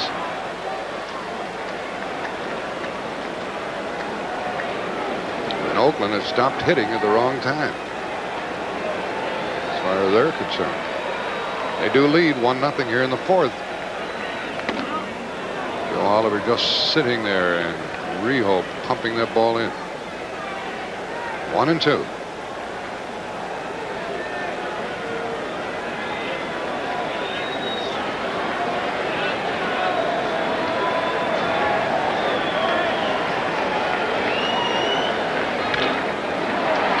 Larkin short hops the ball, and that's 7 in a row, set down by the Cincinnati hurler. We've played 4. 1-0 A's. Finger fastball. Well, what does the pitcher do? He holds the ball down near the tips of his fingers, and this is technically a splitter. The difference between a splitter and a fork ball is held back in the palm, toward the palm, and it's choked more. And I guess Jim Cott knows more about throwing a split finger fastball than I do, don't you, Kitty? Well, I'm working on my fork ball down here, Timmy, you? but what's been interesting is to see the radar gun readings on Dave Stewart's fork ball. Radar gun can't tell you a lot, but when Stewart's fork ball is like 78 miles an hour versus 82, got a lot more action, gets a lot more outs. And Stewart pitches into the 5th inning. He has retired 6 in a row. Both pitchers are in a groove. Rio set down 7 in a row. Stewart 6. Sabo singled his first time and went around, strike 1. The action that Jim was talking about, by the way, is down. Whenever that dead spin, that dead fish ball goes down in your screen, you can tell from home that it's going to be a fork ball or a splitter. Sabo didn't have a very good swing at that one, strike 2. Sometimes you can't tell whether it's the slider or the splitter. I think that was it. That's that dead fish. You saw it go down out of the strike zone to Sabo.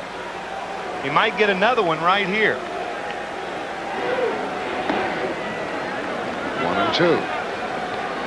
Sabo, Benzinger, and Oliver in this inning. Reds have left 2 and lost a man stealing, and they trail 1-0.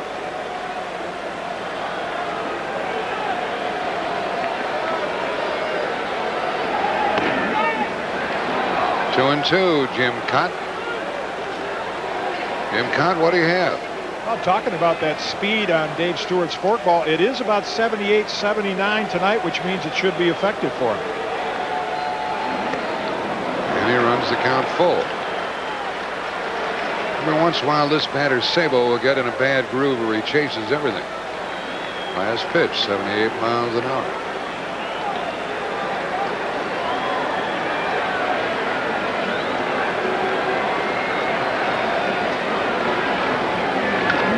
Sabo, another base hit. He's 2 for 2, and that's his 8th hit of the series. A leadoff single here in the 5th, and that's a tying run.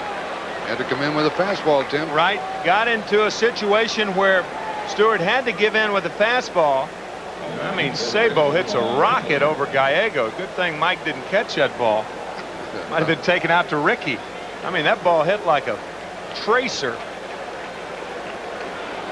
We see Sabo making some strides toward being the most valuable player in this World Series. Benzinger is up, robbed by McGee the last time. And Sabo is a threat to run. He swiped 25 bases during the season.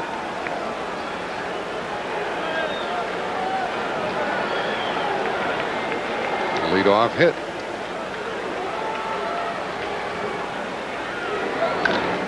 Benzinger into left field, and that'll keep the runner at first as Ricky Henderson has it, 1 out. But Benzinger didn't do what he wanted to do. Move the runner. He's 0 for 2 and 2 for 9. Sometimes the pitcher won't allow you to do that, and you have to do what the pitcher allows you to do. If he throws the ball away and you try to pull it, it's going to be a 4-6-3 double play. That's why pitchers are more inclined to stay away from left-handed batters with the runner at first and the runner being held on, so he can't pull it in the hole over there. Joe Oliver has had a good series. He's had a half dozen hits. Ball one. 1 on, 1 out. 1-0 Oakland, 5th inning. Cincinnati has out-hit the A's 3-2. The A's put their hits together in the first for a run.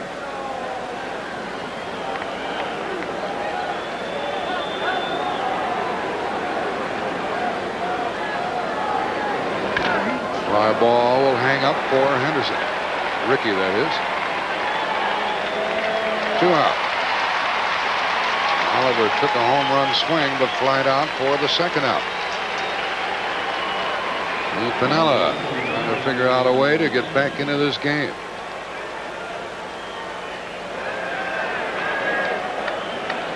Jackie Moore, one of his coaches, with him in the dugout. Matter of fact, Tony La Russa took over the Oakland Athletics in 1986, and the manager that was deposed when he took over, Jackie Moore, who is now Lou Piniella's bench coach. Tony? Duncan is up. Duncan does not bat well against right-handed pitching. But when he hits them, they go. He's hit 10 home runs. What did he bat against right-handers? 227 on the year and led the majors hitting against left-handers, batting .410 against lefties. So he's a different hitter. He used to be a switch hitter with the Dodgers, but a right-handed hitter all the way now. They're at first, 2 out. And a strike. That's a funny-looking pitch, wasn't it? You could see Quirk jab at it. Well, that's that slider that is designed to go away in the strike zone. It's a backup slider. It's designed to go away and it stays inside. It both fooled the hitter then and fooled Jamie Quirk. A lot of pass balls come on backup sliders. Quirk thought the ball was going to jump, but it didn't. Duncan went around, I think.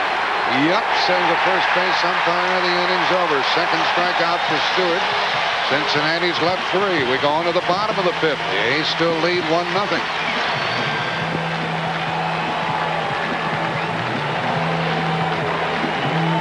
1954, the Giants pulled off what is generally considered to be the biggest upset in World Series history. Willie Mays made this catch on the blast by Vic Wirtz. And the Indians, who had won 111 games during the season, lost to the Giants. Maybe the Reds are going to approximate what the Giants did to the Indians in '54. Mentioned the 111 wins for the Indians, only 97 for the Giants. Here's Gallego leading off in the home half of the 5th for the A's, who have been limited to 2 hits. This fellow walked his first time and stole a base. There's strike 2 from Rio, is set down 7 in a row. 103 wins for the Athletics this year, only 91 for the Reds. The only other team that has been swept after having that big a disparity in wins, 14 for the Indians, 12 for the Athletics.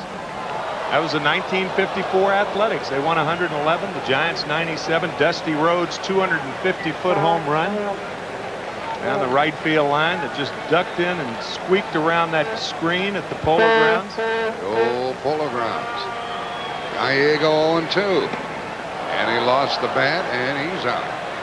It's 8 in a row and a half dozen strikeouts for Rijo.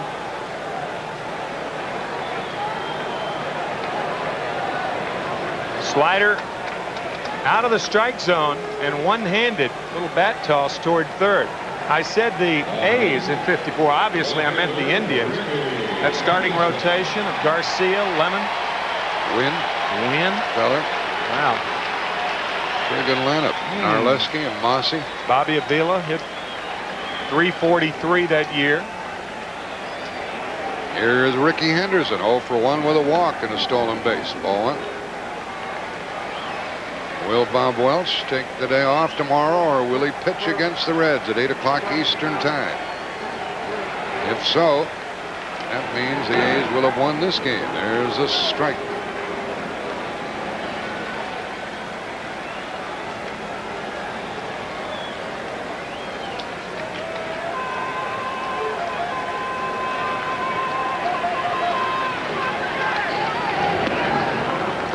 With one out, ball 2 to the batter, 2-1.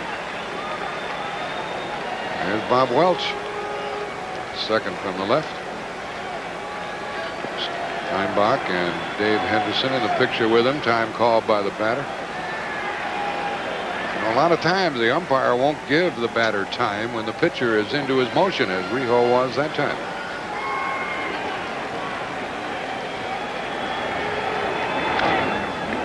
Count goes to 2-2. A's haven't had a runner since the second inning, haven't had a hit since the first inning. Yeah, I was going to say, you can just see that confidence building in Rijo. We talked about the splitter. Maybe one of the reasons he's not throwing the splitter and only relying on his fastball and slider is because of that blister on the inside of his right finger, middle finger. And a full count of 3-2. We're at the Oakland Coliseum. In a sold-out crowd watching Game 4 of the 1990 World Series. In the bottom of the 5th. And the A's lead the Reds 1-0 here on CBS Sports. 3-2. On the corner. Henderson thought he had walked, and that's the 7th strikeout for the Cincinnati hurler. He's retired 9 in a row. Ricky's finally talking to someone other than himself. The umpire. He's been talking to himself for 3.5 games, and now he has the umpire to talk to. We talked about how healthy that was earlier. Look at this. Here's the play when he made that spectacular catch in Game 1. He's talking to himself, looking at the ball. And there he is the other night, talking to himself. Here's McGee with a foul. That last time he was talking to his bat. Yeah. And here he is after the home run last night. He's talking some happy thoughts to himself. He is a showman, and what a talent. There are 2 out here in the 5th. McGee is up. He hits the ball foul out of play to the left, and it's 0-2, and that one stung Willie's hand. See, with 55,000 people here, the reason you may talk to yourself, you're the only guy that you can hear. Got a lot of folks here, right? World Series, celebration. They do ordinarily make a lot of noise, but these Reds have taken a lot of the steam from the Oakland fans. McGee hits another foul. McGee doubled in the first and scored on a base hit by Lansford with 2 out. Ricky thought that ball was outside. He started to go to first base. Throw yourself, Rick. He did. 2 out. That one just missed. 1-2 to McGee, who not only has scored this game's only run, but took a base hit away from Benzinger and a run away from the Reds in the second.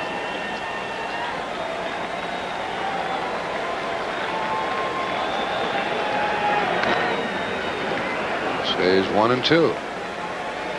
And Dave Stewart can't be feeling too comfortable. He has to win this game. He's leading only 1-0 here in the 5th inning, so Rijo is keeping his club right in it. Were it not for the injury to Eric Davis, we'd be scoreless here.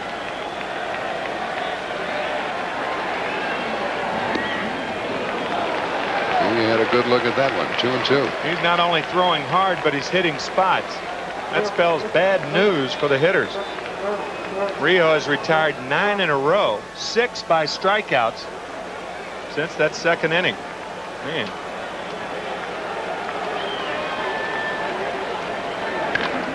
He scoots one hard to Duncan. That's 10 in a row by Rijo. Now we've played 5, and it's still 1-0 A's in a squeaker. We'll return to the Oakland Coliseum after this message and a word from your local station. Pitchers Dave Stewart and Jose Rijo dominate this one. 3 hits for the Reds, 2 for Oakland.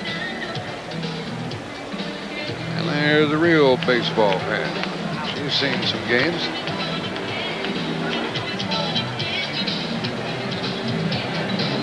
Some of the action in the stands on a cool night after a warm day. Will we be here tomorrow night? The Cincinnati Reds are going to need some runs if they're going to end it in 4 games, and they'll send up the top of the batting order, Barry Larkin. He hit 7 home runs during the season. He likes to bunt, sprays the ball around. He's 0 for 2 tonight and 5 out of 16. And something made him smile. He fly to center. He grounded to third. Bases Stewart. Was fan 2, walked none, hit 1, and allowed 3 hits. Spins him out of there. The breaking ball got away from him. Earlier in the game, on an 0-2 pitch, Billy Hatcher was hit on the left hand. He was forced to leave the game. That, however, was a slider that just stayed inside. And that's ball 2. Larkin, Winningham, and O'Neill in the 6th.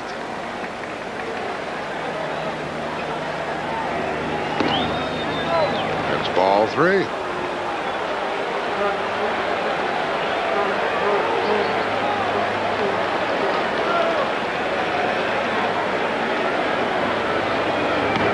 That's ball 4. Puts the tying run out.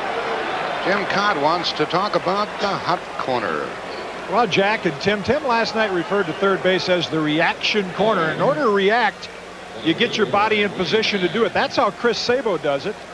And then Carney Lansford just a little different, kind of reminiscent of Clete Boyer, who had a lot of influence on Carney as a third baseman, much lower to the ground, ready to react. Right down on the deck with a glove. Well, Winningham, a replacement for Hatcher, is up in a key spot. Are the Reds bunting? A's have to guard against that.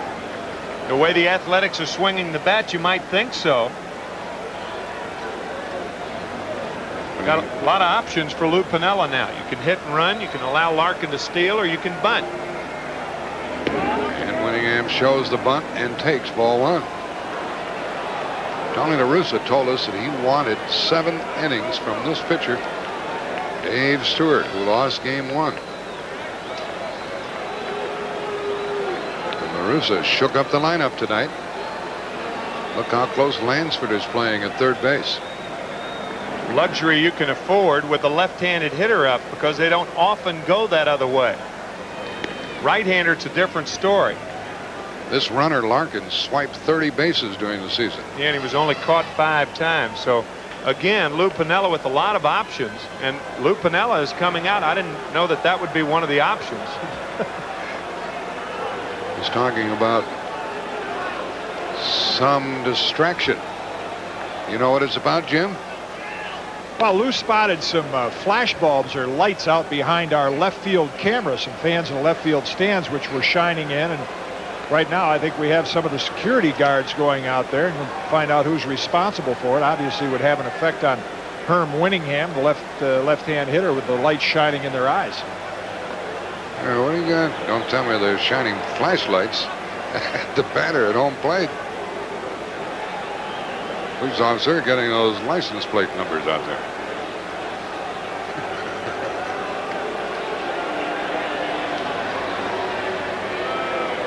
Well, somebody did it. Come on, own up to it. We have a report. Both Billy Hatcher and Eric Davis are at Merritt Hospital here in Oakland. And Billy Hatcher's hand was x-rayed. His left hand, it is not broken, thankfully. However, Eric Davis is in the emergency room, and he possibly has a bruised kidney. That's our last report at Merritt Hospital, and we will try to keep you apprised of Eric Davis's condition. And we certainly and obviously hope that he is well. So with regard to Eric Davis, we're talking about shoulders, knees, ribs, and kidneys now. What a whipping he's been taking. Meanwhile, ball 1 to Winningham. And Stewart keeps a wary eye on Larkin, who walked to start this 6th.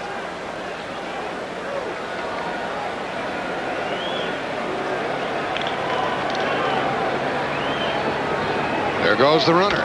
Winningham dunks a hit. There goes Larkin to third. throw is not made as Henderson dropped the ball. 1st and 3rd and nobody out for Cincinnati. And I was about to say, if this were Cincinnati leading 1-0 in the 6th and a leadoff walk, the bullpen would be busy. It's a little different with Oakland. Yeah, that's exactly right. Oakland has had problems with their bullpen. Look at Larkin making sure that Stewart pitches, and Herm Winningham just getting his bat on the ball, and Larkin just taking off for 3rd. Excellent base running by Barry Larkin. There might have been a play if Ricky hadn't dropped the ball. I think Larkin makes it easily because Henderson's going toward left center. He's got to throw back across his body. Now 1st and 3rd and nobody out on a foul ball by O'Neill. But I guess it's a moot point when you make this throw. When the ball falls out of your hand, comes a non-throw, and Larkin into 3rd easily. So the Reds with runners and good runners, fast runners on the corners. Winningham at 1st, a threat to steal as O'Neill is up. He's 1 out of 11 in this series. And the Reds and their fans bank on him at the moment. They're back at 2nd and short. They'll trade a run for a double play.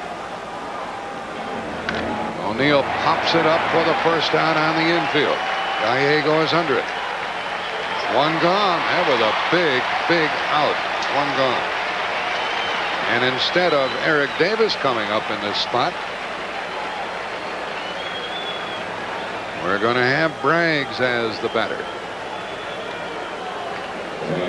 That lady with the fedora is Dave Stewart's mother. Dave still lives at home with his mom and in the same house where he grew up, despite his affluence.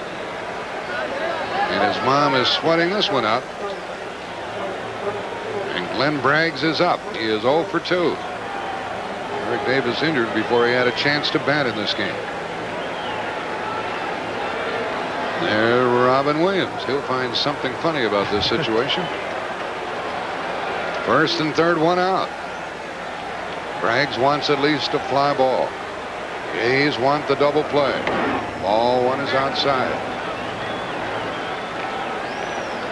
Carmella knows that this is a grand opportunity for him to tie, go ahead, perhaps end this World Series tonight. A similar at-bat for Glenn Braggs in Game 1. If you remember, in the 8th inning, 1st and 3rd, the Reds were trailing the score of 4-3, and he hit a little chopper over 2nd that Gallego couldn't stop on that artificial turf, diving into 1st. Inside to Braggs, and that's ball 2. That tied it up, and then the Reds won it in the 10th inning on the Joe Oliver double. Opportunity knocks for the Reds right here. Perlaza, the 3rd base coach, said make it be a good pitch. 1st and 3rd, 1 out, 2-0 to the batter.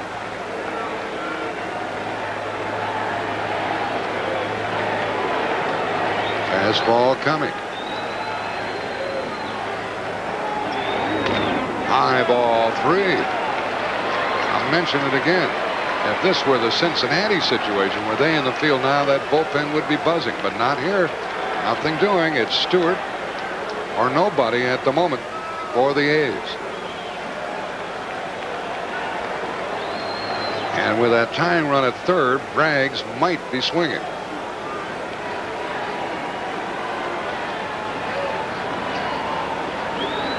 He was taking. That's ball 4. That's the 2nd walk of the inning in the game, and the bases are loaded and 1 out.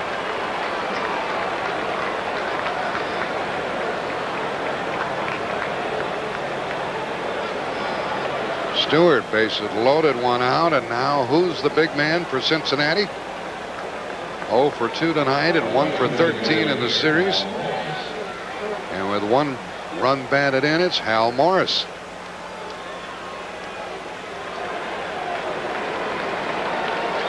He wants at least the fly ball.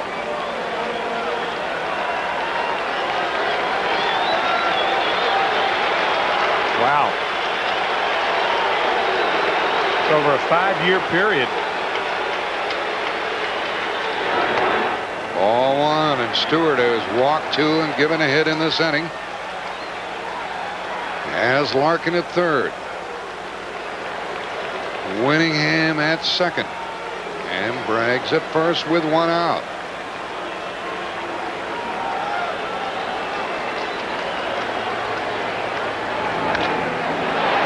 double play. Out at second. The A's still lead.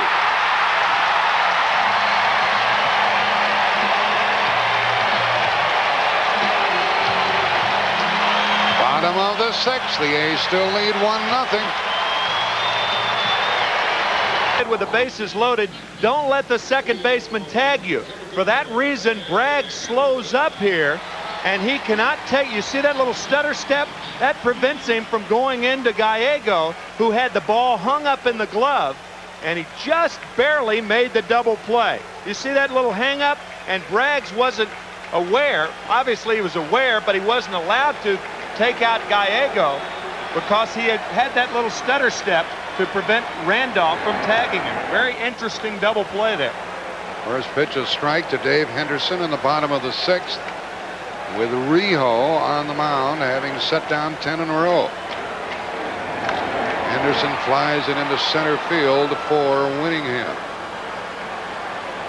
1 out. Henderson is 0 for 3, and that's 11 in a row.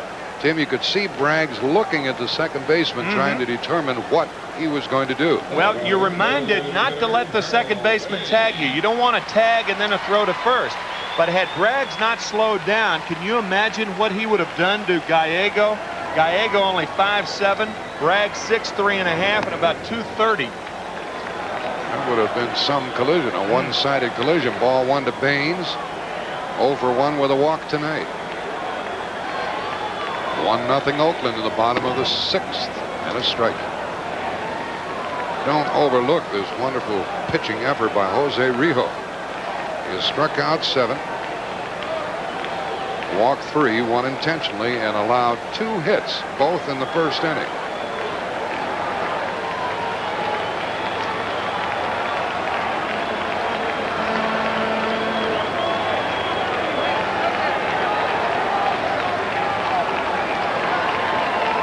This old-timer wants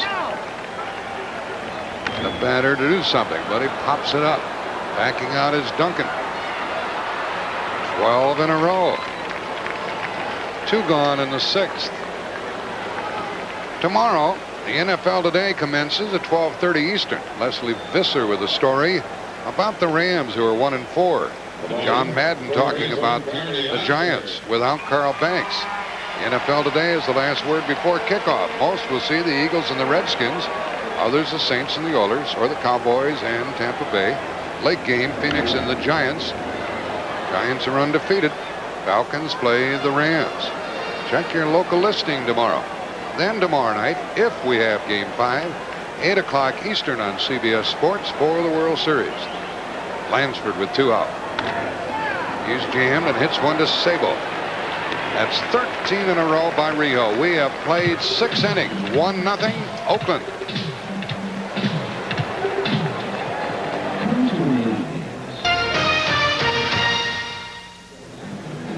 Jim Cott down below home plate, right behind our camera position here. And this is the Oakland A's pitching chart, charting Dave Stewart's work.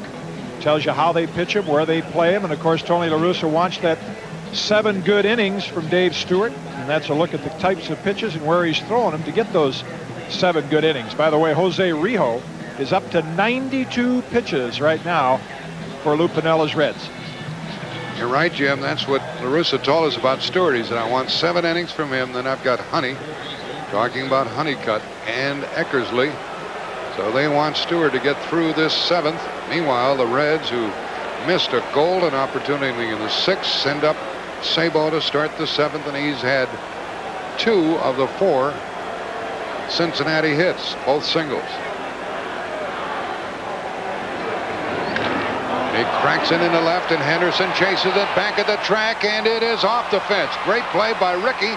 Sabo for 2, and he's safe. He's 3 for 3. There's the tying run with nobody out in the 7th. And 9 base hits in the series for Sabo. 9 for 15, and this ball comes ever so close to going out of this ballpark. Fastball up in the strike zone. Sabo running hard all the way, and we will see just how close this ball comes from going out, about 6 inches. Wow. This could be a tie game very easily. Sabo 3 for 3. And the batter Benzinger wants to move the runner or drive him home. Ball one. See, that's the reason he's not bunting right here. You've got Oliver and Duncan coming up. They are not that proficient against right-handed pitching, even though Oliver does have a base hit in this ball game. So that's why Benzinger's allowed to hit here. Good base runner, Sabo. Benzinger takes a strike on the corner. This batter hit a ball hard in the second and was robbed by Willie McGee. That cost Cincinnati a run, and he flied to left.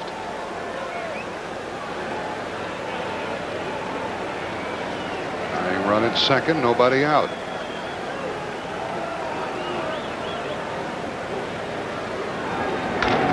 He advances the runner, and Randolph throws to first. One gone. Sabo at third, one out. Tying run. And LaRussa will now direct the infielders. Had his hands together, so we'll see what that means. It looks like the infield's coming in. You got to play the infield in here. And a hot hitter in this series. Joe Oliver is the key man. He has a double. He's 1 for 2. He's had 6 hits in this series. He'll try to get Sabo home from third. Stewart from the stretch.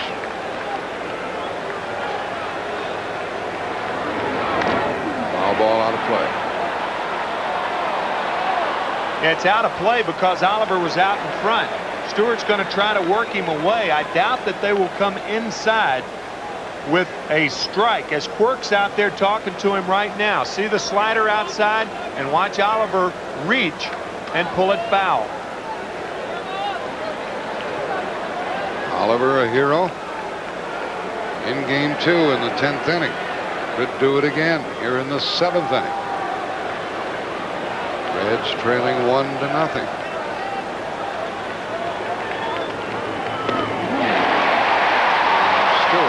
Love the strikeout. Again with the slider away. First pitch was up a little bit. I think Dave Stewart's telling Joe Oliver right here that he's going to stay away. Away. Speaking of away, the Reds let one slip away in the 6th. They don't want to miss this opportunity. The runner will stay as Lansford fields the ball. 2 out.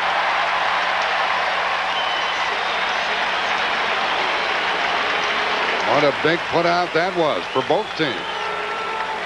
3 similar pitches. Sliders away.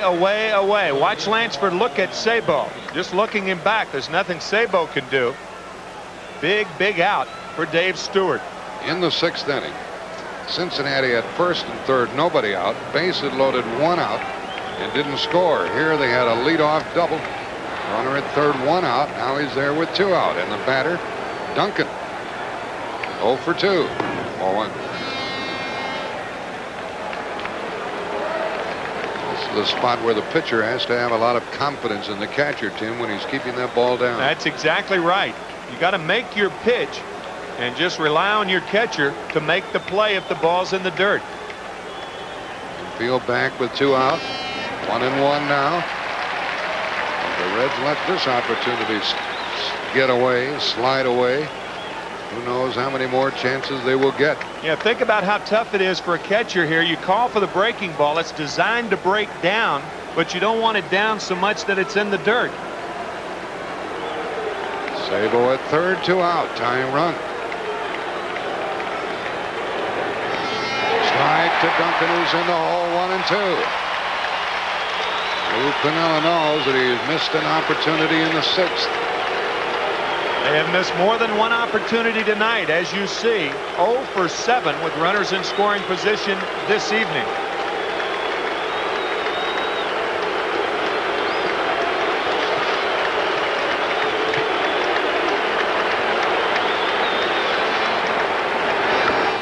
That should end the inning. Dave Henderson wants it. The A's still lead. 1 left for Cincinnati. They've left 6. 7th inning stretch time. 1-0 Oakland.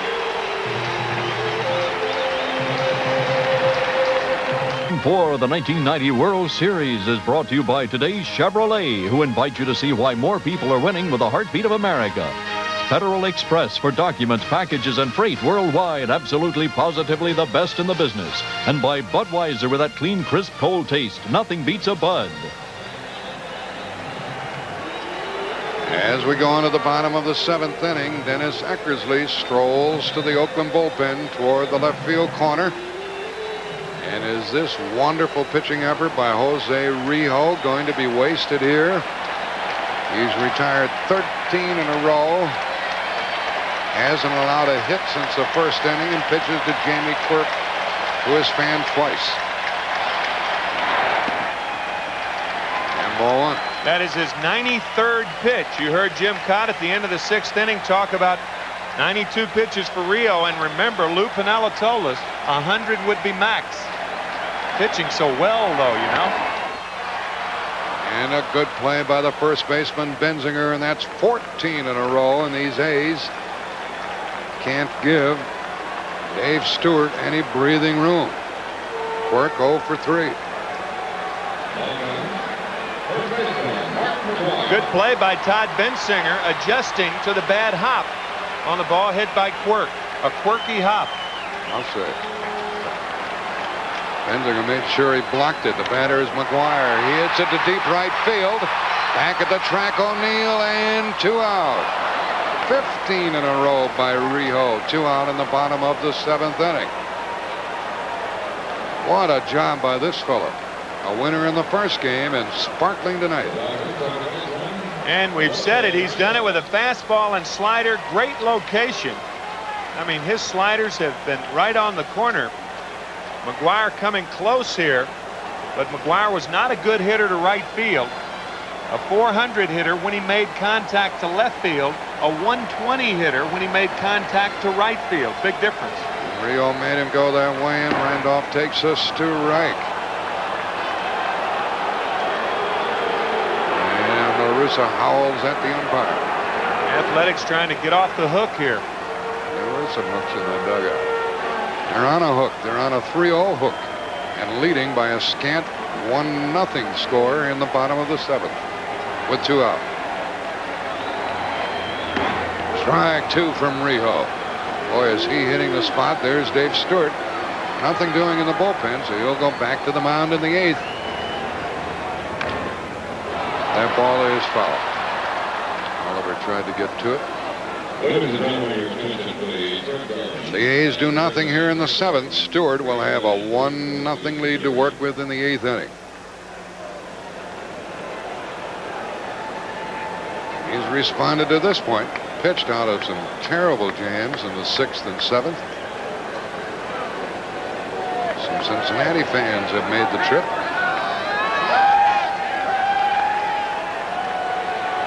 Oh, and 2 to the batter.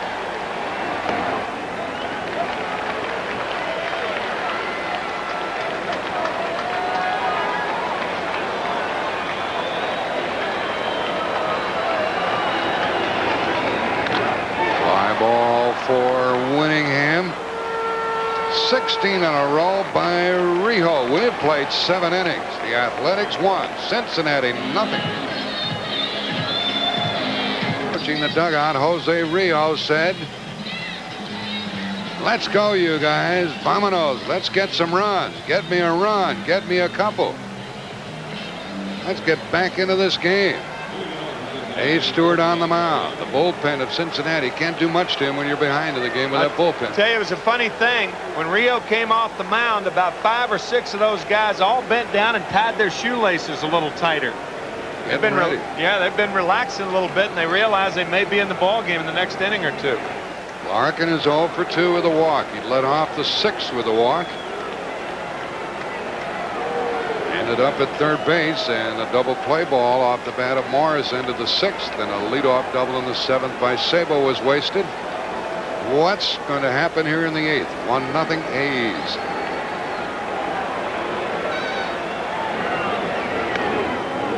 And ball 1. The third baseman Lansford with Larkin up there is in a unique position, Tim. Yeah, he's guarding the line and guarding against the bunt. Tough spot. On the corner to Larkin. is the leadoff man in the lineup. Winningham to follow, having replaced Hatcher, then O'Neill in this 8th inning. Foul makes it 1-2. And now Lansford at third goes deep. Stewart has to chase the balloon.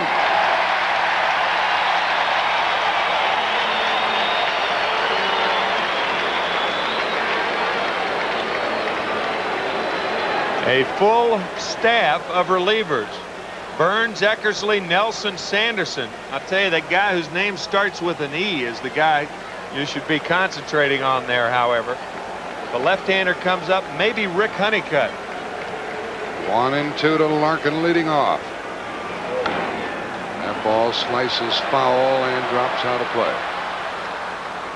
It stays 1-2.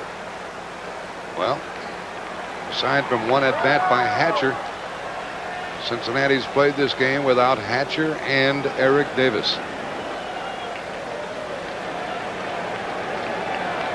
Jonas foul falls on the others to get some runs.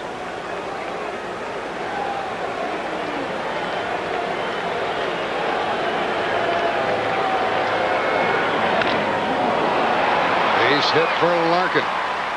Dave Henderson has to handle it well, and he does, and he holds him to a single. And this is 4 innings in a row that Cincinnati's put the leadoff man on base.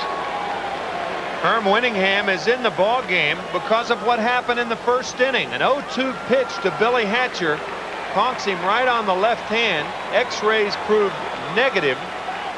Both he and Eric Davis taken to Merritt Hospital. Eric Davis, a possibility of a bruised kidney. And he is in the emergency room at Merritt Hospital right now. The tying run is on, and Eckersley and Honeycutt warm up. Eckersley, the right-hander. Larkin a threat to steal. Hitting room through the right side. And a bunt foul by the batter hits the umpire. Hit him on the left-hander wrist. Only a manager with the confidence in his bullpen that Lou Piniella has would elect to bunt to tie in the 8th inning. And that's what you're doing. You're on the road, and this ball comes back and pops Ted Hendry on the left hand. There are a lot of guys being hit by baseballs tonight. This is the game Piniella wants to win. He may not have Hatcher or Davis for future games. He'll be weakened, no question, but the last time he was in this situation, he hit and run with Winningham and Larkin.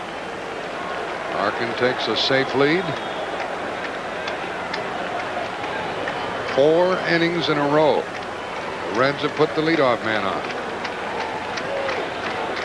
And 5 times in the game. And they've been shut out. Larkin leaning. Not going. Strike. 0-2. See, that's a big pitch because now it's 0-2 to Winningham, and that takes the hit and run out of play. So now they've got to earn it. There's no sacrificing and driving in the tying run, things of that nature. Takes the bunt away. Right. Double play kills Cincinnati in the 6th. Ineffective hitting in the 7th. Leadoff single in the 8th. He bunts, and the play will have to be to first and safe.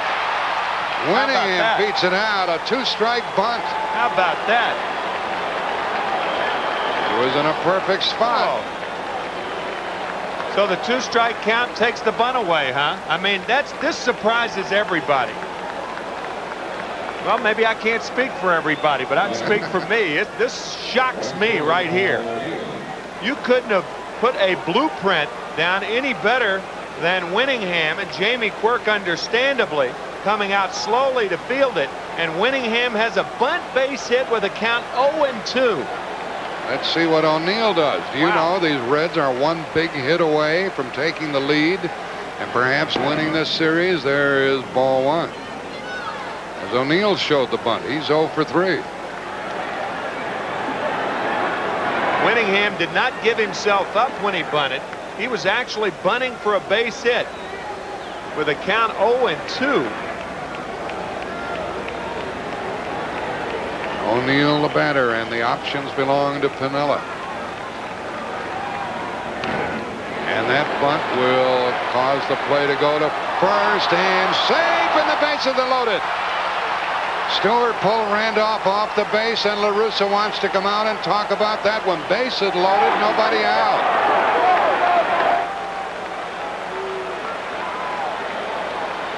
It'll be a sacrifice and an error when this argument is over. I think Tony is saying, look, to Randy Marsh, that you cheat on this play all the time. But when you're throwing the ball inside the line, it looked like Paul O'Neill may be pulling up lame with a hamstring pull. Oh, he was on the bag. He was on the bag. It appeared to me that he was on the bag. Well, that's a big play, and it really opens the gates. Argument is ended. Willie Randolph tries to stay on the bag as long as he can, and it appeared to me that he had the bag. Both pictures looked that way. Yep. Willie didn't argue much about it, and the bases are loaded, nobody out, and the batter is Glenn Braggs. And no pitching change. They go with Stewart here in the 8th. Noah Eckersley is ready.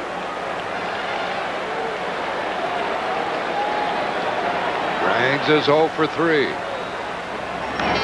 And he pops it out of play. The infielders are back at second and short. They'll give up a run, the tying run, for a double play here in this 8th inning. So Rijo may be rewarded after all. The Reds have left 6, hit into a double play, and lost a man stealing. Ball back to Stewart. He will come home.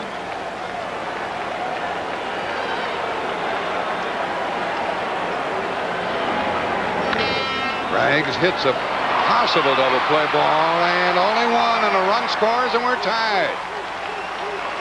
It is a 1-1 game on the infield out on the fielder's choice by Braggs. The previous play was a sacrifice and an error to the pitcher. Now the fielder's choice in the RBI. Funny thing, had Stewart executed that play, now on that throw to first, it was an error on Stewart. Then you bring the infield in, and in a situation like this, Larkin probably doesn't score. Now it's first and third, one out, and La Russa to the mound. These A's are in deeper trouble now than they were even when this game began. This is the second time that Glenn Braggs has driven in a run on a fielder's choice in this series. He did it in game 2, as we said earlier, to tie it. Honeycutt is ready, so is Eckersley. The batter is going to be Hal Morris, a left-handed hitter who hit into a double play in the 6th, and Stewart will pitch to him again. First and third, one out. Over at third base is Winningham, a very good runner. And at first base, Braggs, who has ordinary speed, and looking for his second hit of the series is Hal Morris. And it doesn't even take that. A sacrifice fly puts the Reds on top. A squeeze could do it. A squeeze, a viable option right here. I'll tell you, Lou Piniella likes to do it. He learned it from Billy Martin. And he showed the bunt, but nothing happened. It was not a suicide squeeze. I wonder if it was that play that we talked about, where we talked about it all season, where the hitter bunts the ball toward the third baseman, and the runner at third follows him in, and when the throw is made to first base, then Winningham walks home. He's already halfway home. Sure looked like that. Hal Morris 0 for 3, and Stewart steps off to see if he can learn anything. 1-1 in the 8th.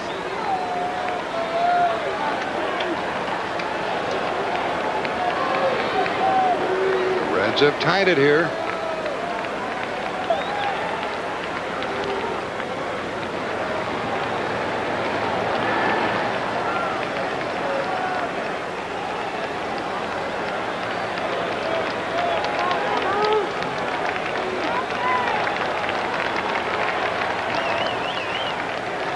for the Reds. And a high fly ball to right will put Cincinnati on top. The runner tags. They could never throw him out. The throw goes into second base, and it's 2-1 Cincinnati.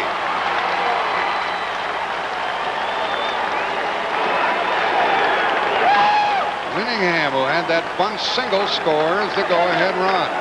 Larkin started the inning with a hit. Al Morris with a sacrifice fly. He hit this ball. I tell you, he came very, very close to hitting this ball out of the ballpark. You see Winningham, how he's looking around. Carney Lansford, it's amazing how many third basemen wander into the view of the guy who's trying to tag up. Sabo takes a strike from Stewart. Third baseman will stand between the runner at third and the outfielder. Try to block off his vision so he may leave too early. Sabo has had 2 singles and a double. 9 hits in the series. The runner going and a foul. Strike 2.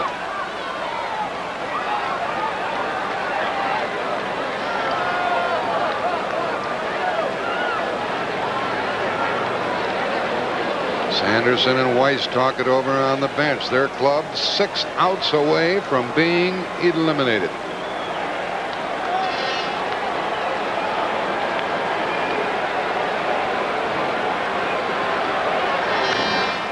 Sabo hits a foul ball, and there is room for McGuire. Inning is over, but Cincinnati takes the lead. 2 runs, 2 hits, 1 error, 1 left. They've left 7. Bottom of the 8th. The score now: Cincinnati 2, Oakland 1.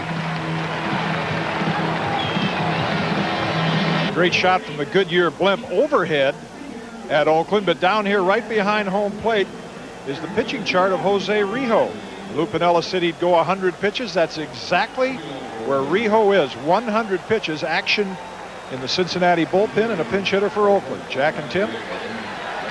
Benzinger talking to Rijo. The pinch hitter is Ron Hasse, batting for Gallego.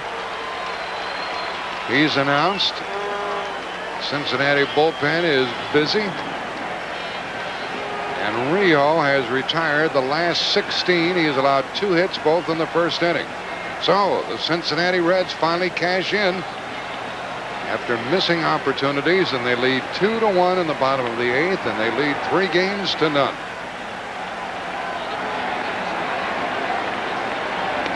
Strike to Hasse. Tony La Russa's lineup card. He'll have Hasse, then Ricky Henderson, and Willie McGee. He has Canseco on the bench. Pitches inside.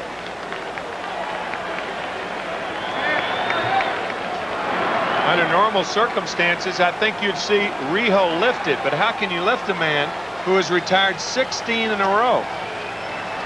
He is pitching wonderfully here in Game 4. And the ball back to the screen.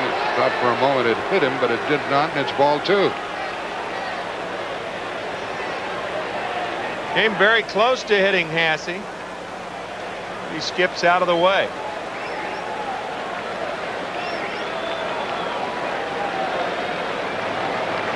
Oakland needs a runner. They need a run. Hasse leading off.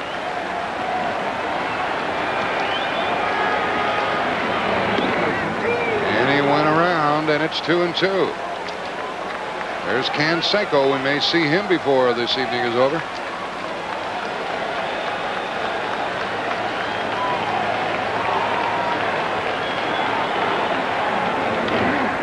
To the second baseman, Duncan.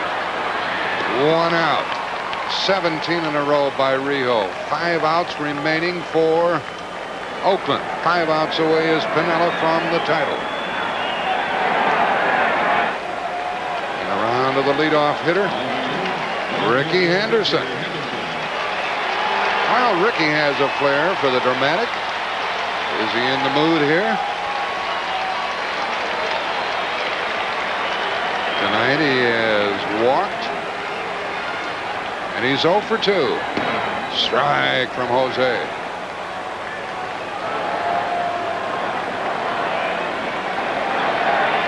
used to manage Ricky Henderson over in New York at Yankee Stadium. 1-1. Not only that, he was traded for Jose Rio. Rio going to Oakland from the Yankees. Henderson going to the Yankees. A lot of connections. Ricky swinging late, falls in the hole. 1-2.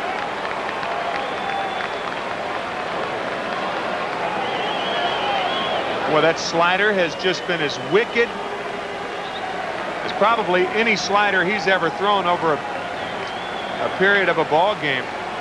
So much for that sore hand of his and that blister. 1 out here in the 8th. Did he go around? He did, and there are 2 out. Oliver throws to first for the putout, and there are 2 gone. That's 18 in a row by Rio. That is his 8th strikeout. Henderson to the bench, 2 out. 4 outs remaining for Cincinnati to clinch it all. Slider out of the strike zone again. And it appeared he went too far. Good call. Willie McGee of Oakland has one of their 2 hits, and he has scored the only run. That was in the first. Reds got 2 in the 8th. McGee drills one to the center fielder, Winningham. And that is 19 in a row by Rio. He might end up being the most valuable player of this series. We played 8 innings. The Reds 2, the A's 1. Sending us these pictures all throughout postseason play in Boston, here in Oakland, Cincinnati, Pittsburgh. And we appreciate it. This is the Columbia overhead. And we're into the 9th inning. With the Reds on top 2-1, and Stewart still on the mound, and a bouncer to Randolph off the bat of Bensinger. 1 out in the 9th. Good effort by Stewart here tonight, but he allowed 2 in the 8th. Base hit by Larkin, bunt single by Winningham. There's Rio. The bullpenners are seated. A glance at the Oakland bench. Some glum faces there. Glum and shocked. And strike 1 to Oliver. Dave Stewart entered this series winning 6 consecutive postseason games in a row. The Athletics had won 10 consecutive postseason games in a row. They've lost 3 here in the series and trail in the 9th, 2-1. Oliver pops it up into short left. Ricky is there. And 2 out.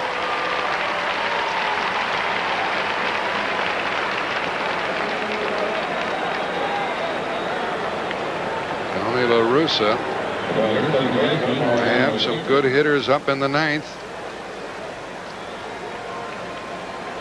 including that batter, the designated hitter Baines. Now with 2 out, Duncan is up. He's 0 for 3. And a strike.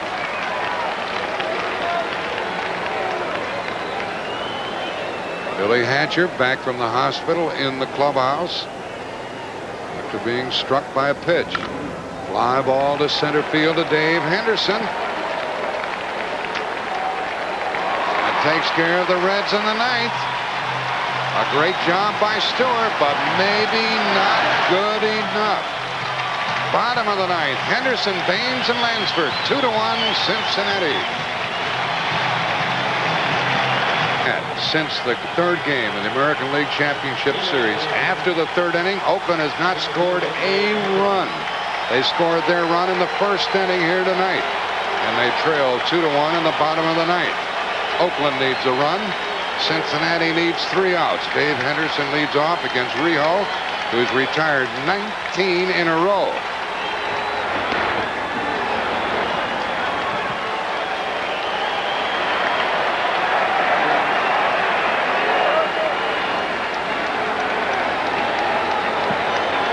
Rio has fanned 8, walked 3, 1 intentionally. Strike 2.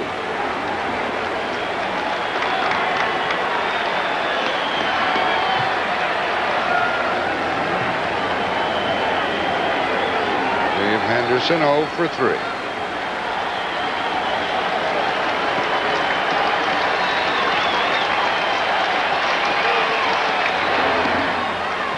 One and two. I imagine a lot of folks are gathering in Fountain Square, Cincinnati. Sabo guards the line against the extra base hit.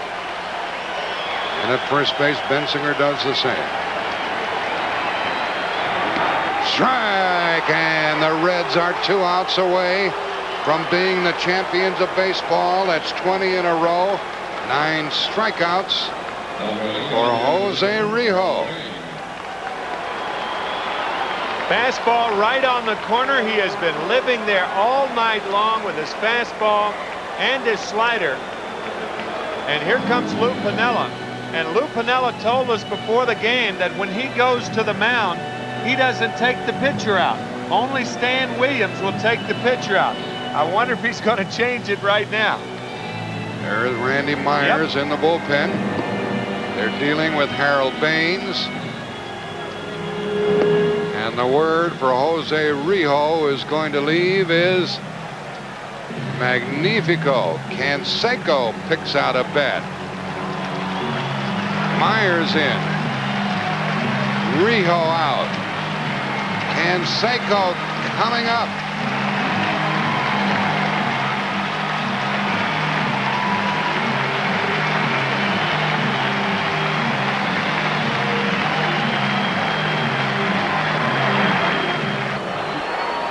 Do you like drama?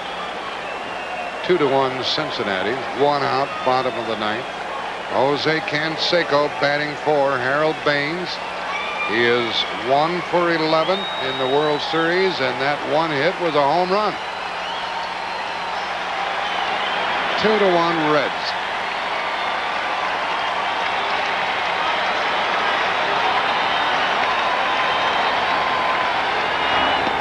Strike. Myers gets ahead.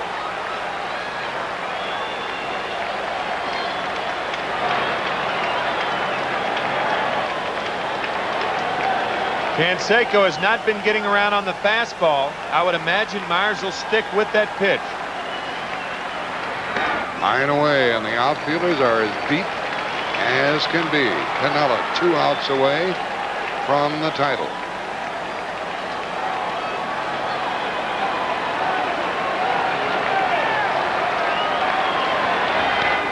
One ball, 2 strikes. Sabo guards the foul line at third.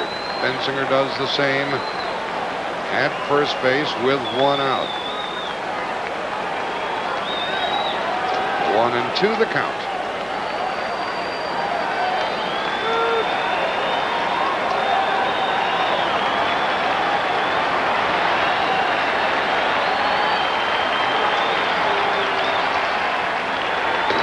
Two and two.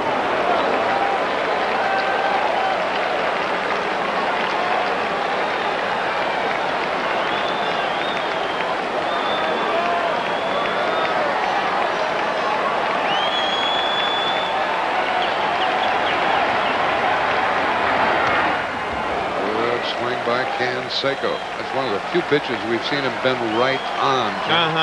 That ball was in a little bit. More on the inside part of the plate. And he did have a crisp cut at that ball. When you foul it straight back, you just miss it a hair. When you foul it off the other way, you're not getting around on it.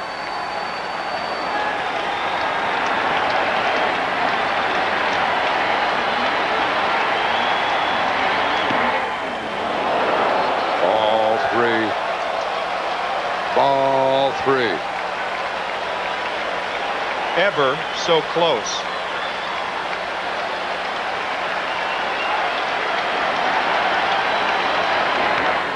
And a chopper to Sabo. 2 out. Canseco fails to deliver. And the Cincinnati bench ready to explode. And the last hope for the Oakland A's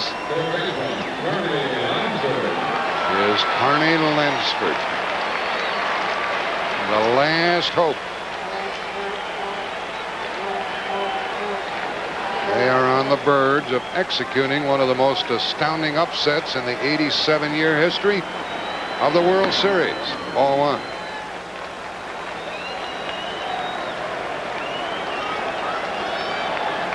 What can you do? What can you say?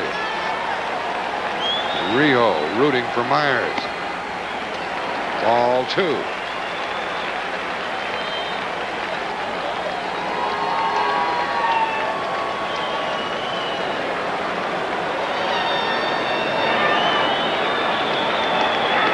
Browning looks on, anxious to get back home to the new baby.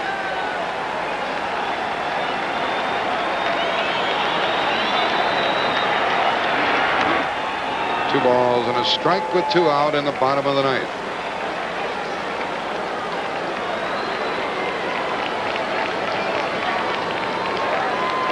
Talk about the unexpected.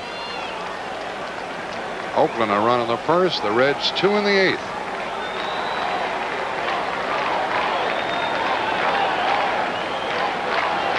Billy Hatcher in the T-shirt back at the park.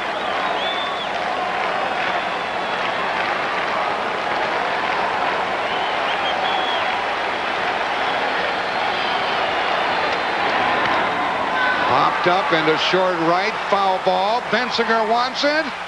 Cincinnati, the champions of baseball for 1990 with an improbable sweep over Oakland.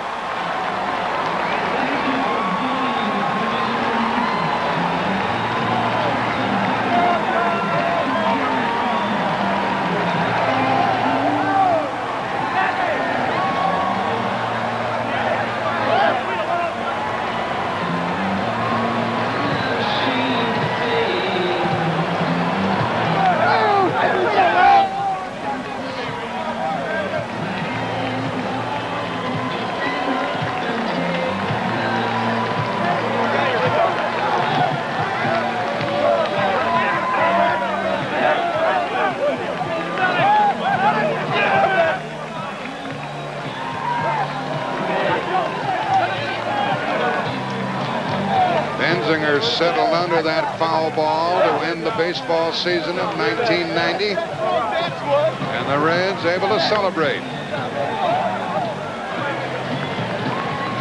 As Bensinger gloved the ball, they poised and they ran to the scene. Congratulations to Lou Piniella.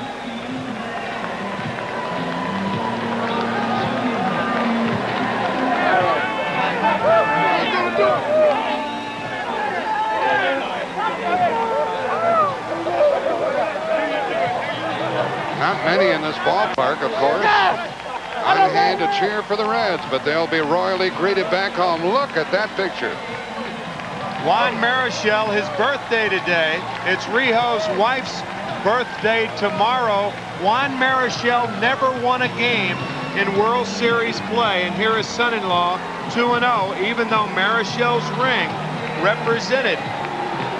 That is a World Series ring with Marichal on it. But how about that for a proud father-in-law? He never won in the World Series, and his son-in-law has won twice.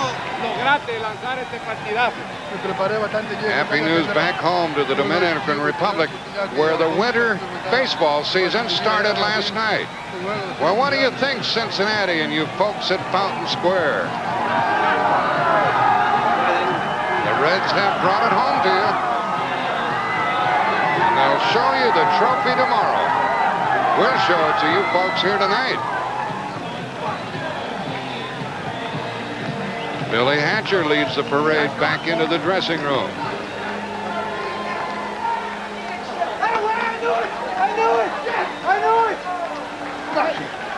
Look at Chris Sabo, Tim. He's finally excited.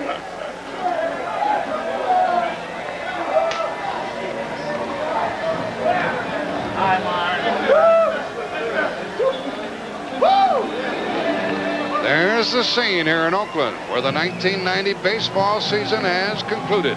Pat O'Brien will have plenty for you. We're going to join in on the celebration.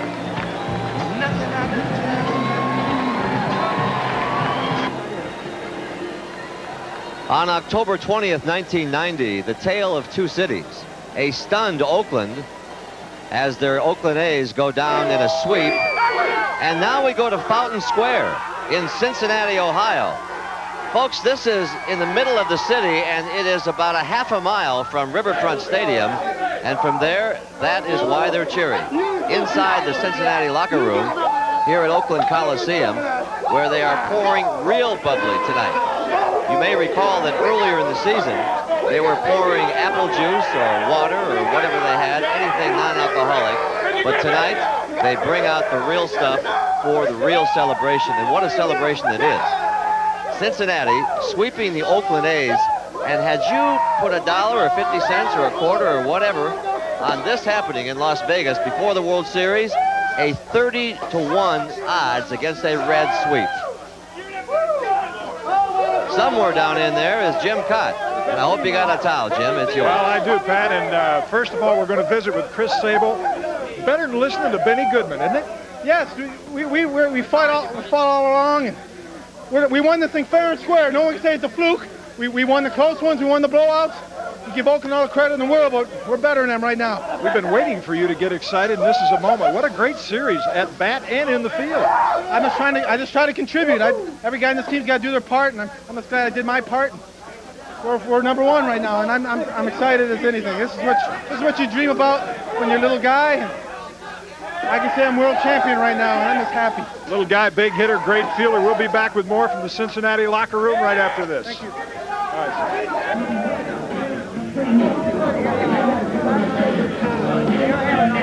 All right, celebration in the Cincinnati locker room, and right now my privilege to introduce the Commissioner of Baseball, Mr. Fay Vincent, who will make the trophy presentation to Marge Schott, the owner of the Cincinnati Reds. Commissioner? Thank you, Jim. It's my great pleasure to present this trophy to the Cincinnati Reds, to Marge Schott, to Lou Piniella, and to Bob Quinn, all of whom deserve great credit. This is a wonderful tribute to a splendid team. They won fairly, they won squarely, they deserve all the credit in the world. My special commendation to the Oakland A's. They've done a great job. But this is a night for the wonderful Cincinnati Reds, their president, and their team. My congratulations to all of you, and Marge, God bless. It's a wonderful night. Marge, your comments and your feelings. Well, my feelings are, this is something I've wanted 5 years, and it really is for my fans, that who deserves this.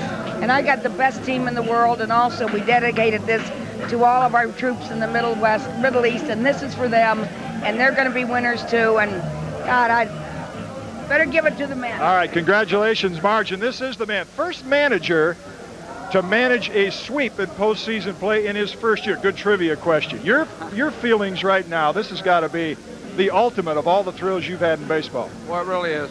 First of all, I'm really proud of our team. I mean, they played exceedingly well during the postseason competition against Pittsburgh and now against Oakland. And I'll tell you, the way we played, we deserved to win.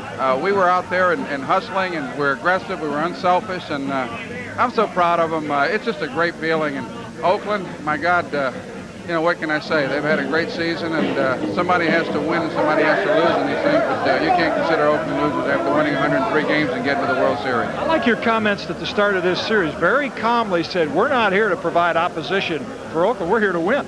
We felt that we could win. I tell you, after being in first place all year and winning big games all year when we had to, and playing a very exciting championship for a national championship series against Pittsburgh, we felt that we'd come in here and compete and do well. And it was a question of scoring runs off their starting pitching and a question of our starting pitching getting us to the bullpen. And I'll tell you, both things happened. Well, they sure did. Congratulations, Lou Piniella and the Cincinnati Reds. We'll be back with more in this exciting Jubilant Clubhouse here right after these words.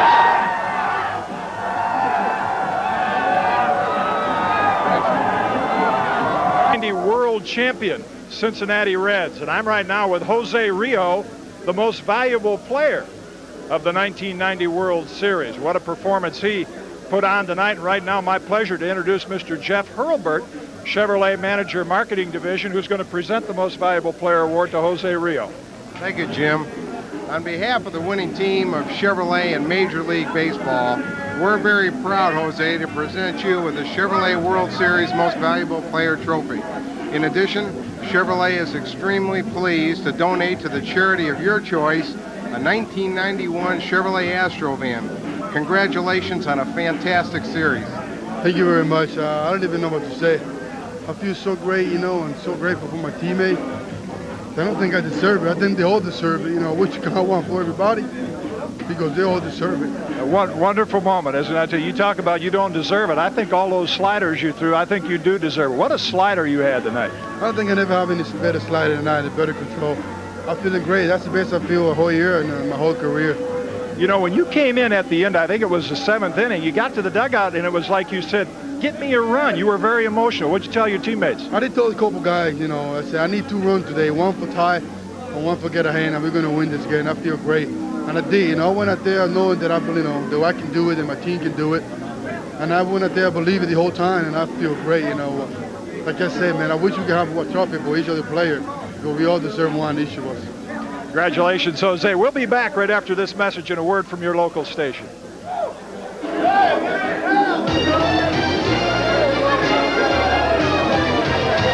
Carver with the Oakland manager Tony La Russa in the Oakland Athletics clubhouse. The lack of hitting can really leave a manager powerless. Now, Tony, I guess it all started back against the Boston Red Sox in the ALCS. Well, Tim, after having watched a few of these now, I think a lot of the way that you come into the last part of the season and then into the early playoffs carries over. And, you know, like last year, you know, we had a lot of real good feelings offensively and just as a team. And this year, you know, we weren't quite as sharp, and in the end, we paid for it. So I don't like to just look at the offense. So I mean, I really think as a team, we could have done more, and Cincinnati did a lot more than we did. Tony, is there anything you would have done differently? Did you learn anything this year about the results? Well, I mean, anything we didn't know before. I mean, people talk about how we feel about winning and losing. We never take winning for granted. You know, we didn't need to be humbled. We think we get what we earn, and we earned a nice regular season and beat the Red Sox, a tough club, and here Cincinnati beat us, so they got the big prize. You know, I've seen both sides of it, Tim, and sometimes I just don't think people appreciate how good winning feels and how bad losing feels. And right now, we've earned this feeling that it's not too good. Well, our sincere congratulations. You won 103 ball games, actually 107, including the Red Sox, and I would assume you're raring to get back into this thing next year, huh? Well, I do. I just want to congratulate Cincinnati. They played the best, and they deserved it. Let's go back to Jim Cott, who is in the Cincinnati clubhouse. All right, Timmy, from a team that had a lot of success in the past, and they were the world champions last year, to the best team in baseball in 1990, and 2 of their stars, Billy Hatcher and Barry Larkin. First of all, Billy, congratulations on a great series, and how's the condition of the hand? You got all winter to rest now. Yes, it's fine now that we've ended this thing, and we're the world champions. I guess I don't even feel any pain right now. Not any pain, and a lot of happiness in this club. And man, what a series with the bat. You gave a lot of credit, I think, to Tony Perez and Lou Piniella. Yes, I do. They kept me going all year long, and you know, they believed in me. They kept throwing me out there, and now we're the world champions. What was your thinking? What went through your mind when that pitch from Dave Stewart came up and hit you in the hand? Your initial thought? I was just hoping it wasn't broke. I just said, please just let me be able to squeeze the bat so I can stay in the lineup and keep swinging the bat. But after I went back out to the outfield, then I came in, I tried to squeeze the bat. I couldn't squeeze it, so I didn't want to take a chance on going out there and hurting the team, you know, by not being able to hit or catch a ball. Billy, congratulations on a great year. Enjoy the celebration with your teammates. Thank you. And now Barry Larkin, I really think gained the reputation as the leader of this ball club about halfway through the year. A couple emotional outbursts to pump this team up. They don't need any pumping up tonight. No, we don't need any pumping up tonight, but we want everybody to know that our buddy Eric Davis is in the hospital right now, and we won this game for our buddy Eric Davis. You know, we saw some great fielding. I think what was impressive to the baseball world that had not seen a lot of the Cincinnati Reds was the athletic ability of you and Eric Davis and your teammates. Not too many people give you credit for the way you guys play defense. Well, people have been writing us off in every facet of the game this year. You know, they said we couldn't play with the A's. They said our pitching wouldn't stand up. They said our bullpen wasn't as nasty as they say that they are. But we proved to the world that we're the best team in the 1990s. You certainly are, Barry. Congratulations. Enjoy yourself. Right, we'll be back after this commercial.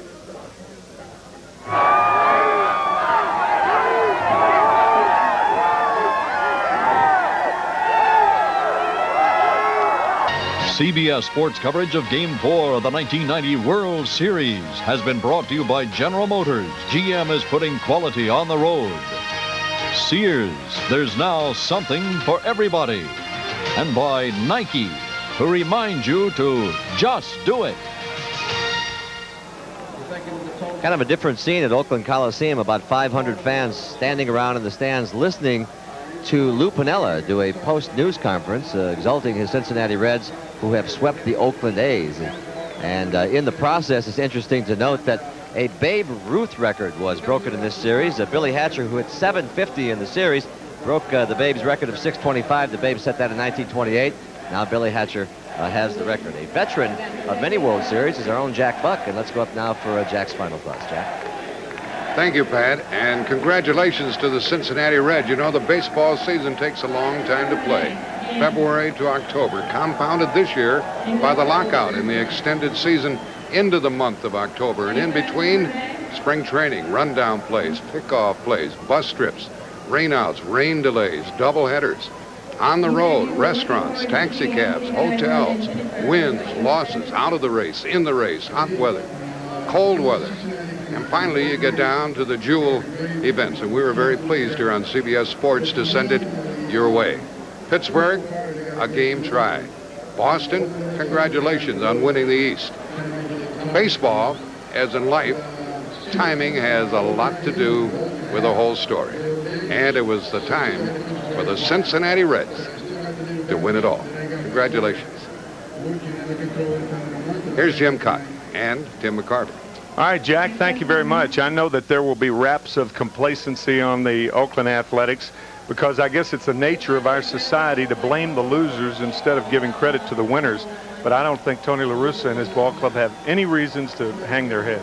I don't think so either. I don't think a team could prepare any more, any better than Oakland did. But I think what you went into the postseason play and you saw Oakland win with pitching and defense. And early in this World Series, Cincinnati scored a lot of runs. And as we talked about before the game, I think this is the best team that Oakland has had to play in the last 3 years. They came in a very relaxed ball club, and they deserve all the credit. I think you're right. I don't think you have to look at Oakland and say they didn't do this or they didn't do that. They got beat by a better team over this 4-day period. So our congratulations to the Oakland Athletics, or actually to the Cincinnati Reds, I beg your pardon, to Marge Schott and to Lou Piniella and their fine staff and their fine ball club. Now let's go back to Pat O'Brien.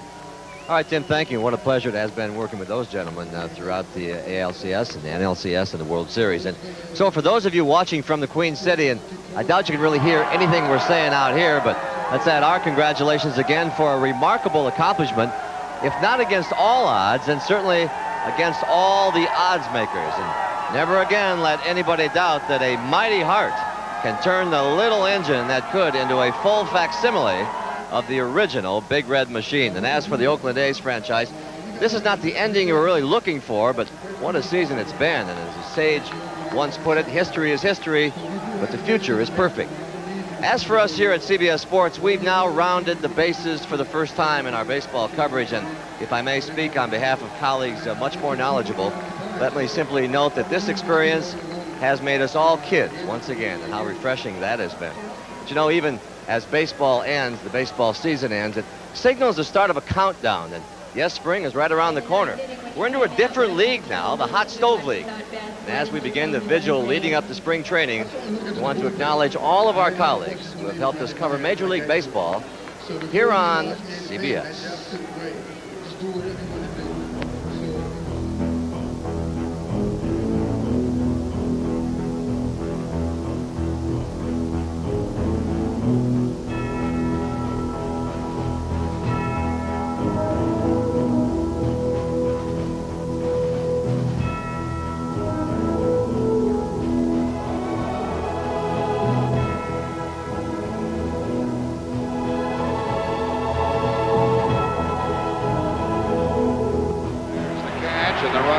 On to third base and strikes him out on 3 pitches to end it. Oh, might leave the park. It is gone for a 3-run homer. Reed goes home and Pena drops the ball. O'Neill is going to go for third. He is out at third base.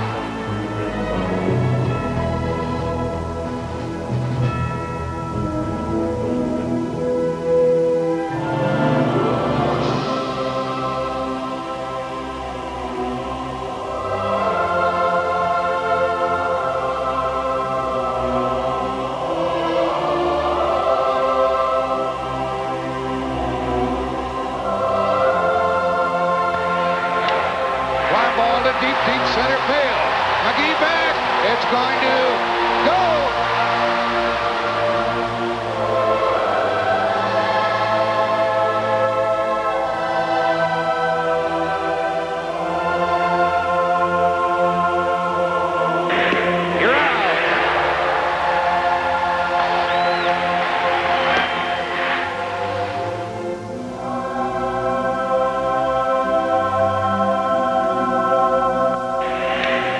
Flies to right at field. It can't shake up. Cannot. It's off his glove. The 7th consecutive hit for Billy Hatcher. The 8th straight time he's been on base.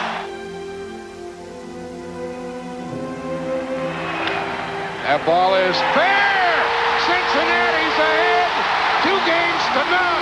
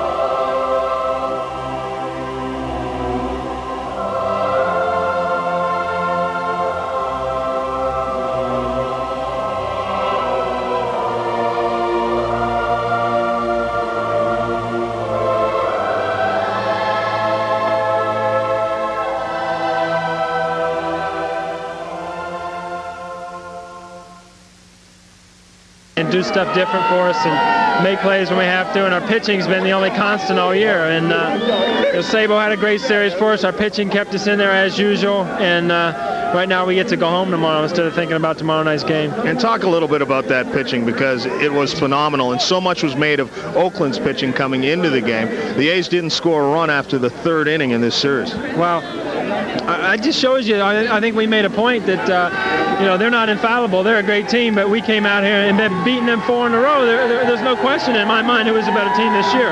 Now, they're a good team, and I'm sure they're going to have a great year again next year, but right now we get to go home and get fitted for those rings. All right, Paul O'Neill, congratulations, and enjoy it, and go celebrate with your wife and the rest of the Cincinnati Reds fans. Right now, let's go back upstairs to Bob Lee. Okay, John, thanks very much. Still ahead on this edition of Sports Center night, Peter Gabbins will have a look at the why behind this stunner, a look at Game 4, a look at the future for the Reds, and a look at a supreme upset, a sweep, as we take a sweeping glance across this ballpark. A sweep for the Reds. Sports Center continues after this.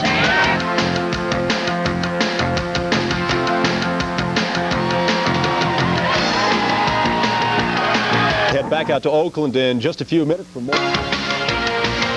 Back once again to the Oakland Coliseum, home for the night of the world champion Cincinnati Reds. And with me now, Billy Hatcher and Jose Rio. Jose Rio, the MVP. Billy Hatcher, a guy who was chasing his heels for the MVP.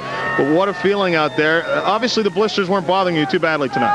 I said it before, I think I should worry about the blister before the game, because I know I feel really good. And I have it before, and I know what to expect. It never bothered me at all the whole game.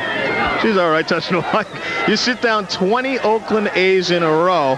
What's the feeling now as you go to the bench knowing you got to depend on your bullpen? I feel great all day. I got a great concentration the whole game, and a great slider and a good location with my fastball. I know if I could concentrate like I did tonight, I know I'm going to have a good game. But I never expect to have it this good again. Billy Hatcher, he get hit on the hand by Dave Stewart early on. And then Eric Davis goes down, but the team pulls together and pulls out a victory. It says something about the Reds. Yes, it is. The team has done this all year long. When we had key guys go down, we had our bench come in. They did a wonderful job, but it was easier tonight with Jose on the mound. I mean, he just pitched a hell of a game. Imagine, what are you and Eric thinking as you're riding to the hospital and wondering about your team's fortunes? Jose's pitching a great game, but you aren't putting any runs across. Well, I wasn't in much pain as Eric. I mean, he has a bruised kidney, and he might have to spend the night in the hospital, but we were just wondering. I mean, we were listening to it on the radio. They didn't have a television over there. And we were just going crazy. And then I come back here in the 8th inning, and we scored 2 runs, and it was just awesome. Jose Rio, the most valuable player, but I think you'd be the first guy to admit that there's several guys who could have won this award, including the guy sitting next to you. I tell you what, Billy deserved it too. But again, I think we all deserve. I wish you could have, made a trophy for each of us. I think we all deserve one. I think we all pulled that thing together, and I wish we made one for each of us, because you all deserve it. Billy, does it make it any sweeter because it's a sweep of a team that most people thought might sweep you guys? I really can't say what the sweetest thing about it is. I get my ring. That's what I wanted. I get my ring, and that's the main thing. All right, Billy Hatcher, congratulations on a great series. Take care of the hand. Jose Rio, the MVP. The Cincinnati Reds are celebrating as the world champions on the field where the world champions were last season. Right now, let's go back up to Bob Lee. Yeah, it's so sweet to get that ring. It occurs to me so many of the storylines of this series spent in hospitals. Tom Browning leaving Game 2 to attend the birth of his son in a hospital. And, of course, Billy Hatcher, he's back from the hospital. Eric Davis still being checked out. Peter Gammons and Ray Knight join me. Coming into this game, Rijo is going to be given 100 pitches because of a blister problem, because of all the sliders that he threw. He had 100 pitches through 7 innings, but they stayed with him. Probably was so hot. I mean, Stan Williams had said before the game that really the blister was almost nothing. But, I mean, here you go. Rio in 2 games out-pitched Stewart both times, pitched absolutely magnificent. He was the best pitcher in the National League in the last month of the season. What was it, 6 earned runs in his last 7 starts. This isn't a big surprise considering the way he dominated the league with that great slider down the stretch. It was nasty tonight. Well, it was nasty tonight. You mentioned the 100 pitches that he threw. He threw 51 sliders and 49 fastballs. We're going to see right here, you see Mark McGuire, and he located him great. And that's the thing about it. Talking to Sid Thrift, the former general manager of the Pirates, you're going to see, look how this slider just located on the black knee-high away. Ricky Henderson again, same pitch, and he threw that all night. 51 sliders, and of those, 37 were strikes. So only 14 pitches did he throw for balls with that slider. There are pivotal moments in every ball game, and of course they come under the microscope when they're the deciding game of the World Series. And the one that really we're going to take a look at now is in the 8th inning, when Herm Winningham resuscitated the lost art of bunting on an 0-2 count. Well, the reason this can happen is because you have that great bullpen, and everybody was surprised by this. I heard McCarver was surprised by it. But when you have that bullpen, you know that if you get a tie or can get tied in the ball game, that everything swings to your side. Herm Winningham, just another example of why, and look at his reaction there, of why this ball club is so deep. You talk about pitching, you talk about bullpen, you talk about all the other intangibles. That bench is a big key. Okay, Winningham, Peter, goes in for Hatcher. He and Larkin at the top of the lineup are making life difficult all evening long for Stewart. Well, that was the key to the series, really, the top of the order. 18 out of the 22 runs Cincinnati scored in this series came in innings that Larkin led off. Well, we all talk about Ricky Henderson, but Larkin and either Hatcher or Winningham really dominated the series from the top of the order, and it really shows how the A's offense is so dominant. It's worked off that top of the order. They were able to turn the double play, the A's were, in the 6th inning, but the pivotal moment in the 8th inning was when they were not able to, and the tying run was able to score. We'll have a chance to take a look at that play again. Winningham and Larkin in the middle of making things happen in that 8th inning, and the A's infield can't make it happen on the Braggs grounder. Where Stewart went to the split finger every time he was in trouble. This ball hit into the dirt, pounded up, bouncing real high. Gallego charging the ball, and Willie just deciding not to turn it. Braggs with the great speed, but that height of that, or the elevation of that ball in, did not enable them to turn that double play. This is a basic question, but how much of this was not giving the Reds their due and overstating the A's and looking at the magnitude of this series? Well, I don't think a lot of people realized how good the Reds were because they played 500 ball from May 1st on, but that's what everybody said. They got off to a great start. I think people in the National League really appreciate how talented these guys are, and I think maybe one of the problems the A's faced, other than obviously taking Weiss and Canseco basically out of the lineup in the series, was that they really weren't pressed very much in the American League. Over the last 3 years, they've won 44 more games than anybody else in the American League. They're 12-1 in the playoffs, and they're 5-8 in the World Series. And I think it's a little bit of a problem that the rest of the teams, a little bit like the Yankees in the 50s. The A's are a great team, but the rest of the teams in the American League are pretty mediocre. And quickly, Ray, we heard Billy Hatcher talk about we're in one of those, which you have a World Series ring. You can talk about $1 million contracts. You talk about the economics of the game out there. A happy bunch of guys. They get sized for one of that and get it next April. Well, a lot of people ask me about my wife, but more people ask me about that ring than anything in the world. And it's the greatest feeling. The money and all that stuff doesn't matter. When you have that ring, it's just the epitome of being a Major League Baseball player. A marvelous and the latest chapter of baseball history written tonight in Oakland as the Reds with a sweep over the A's. We will have more coming up from the World Series. Sports Center continues a programming note. Golf in its entirety will follow this expanded Sports Center. Hal Morris, he'll be sized for the ring. The world champion Reds in a sweep over the highly favored A's. First time a team that is swept has then immediately been swept in turn. A little bit of baseball history. We'll be back.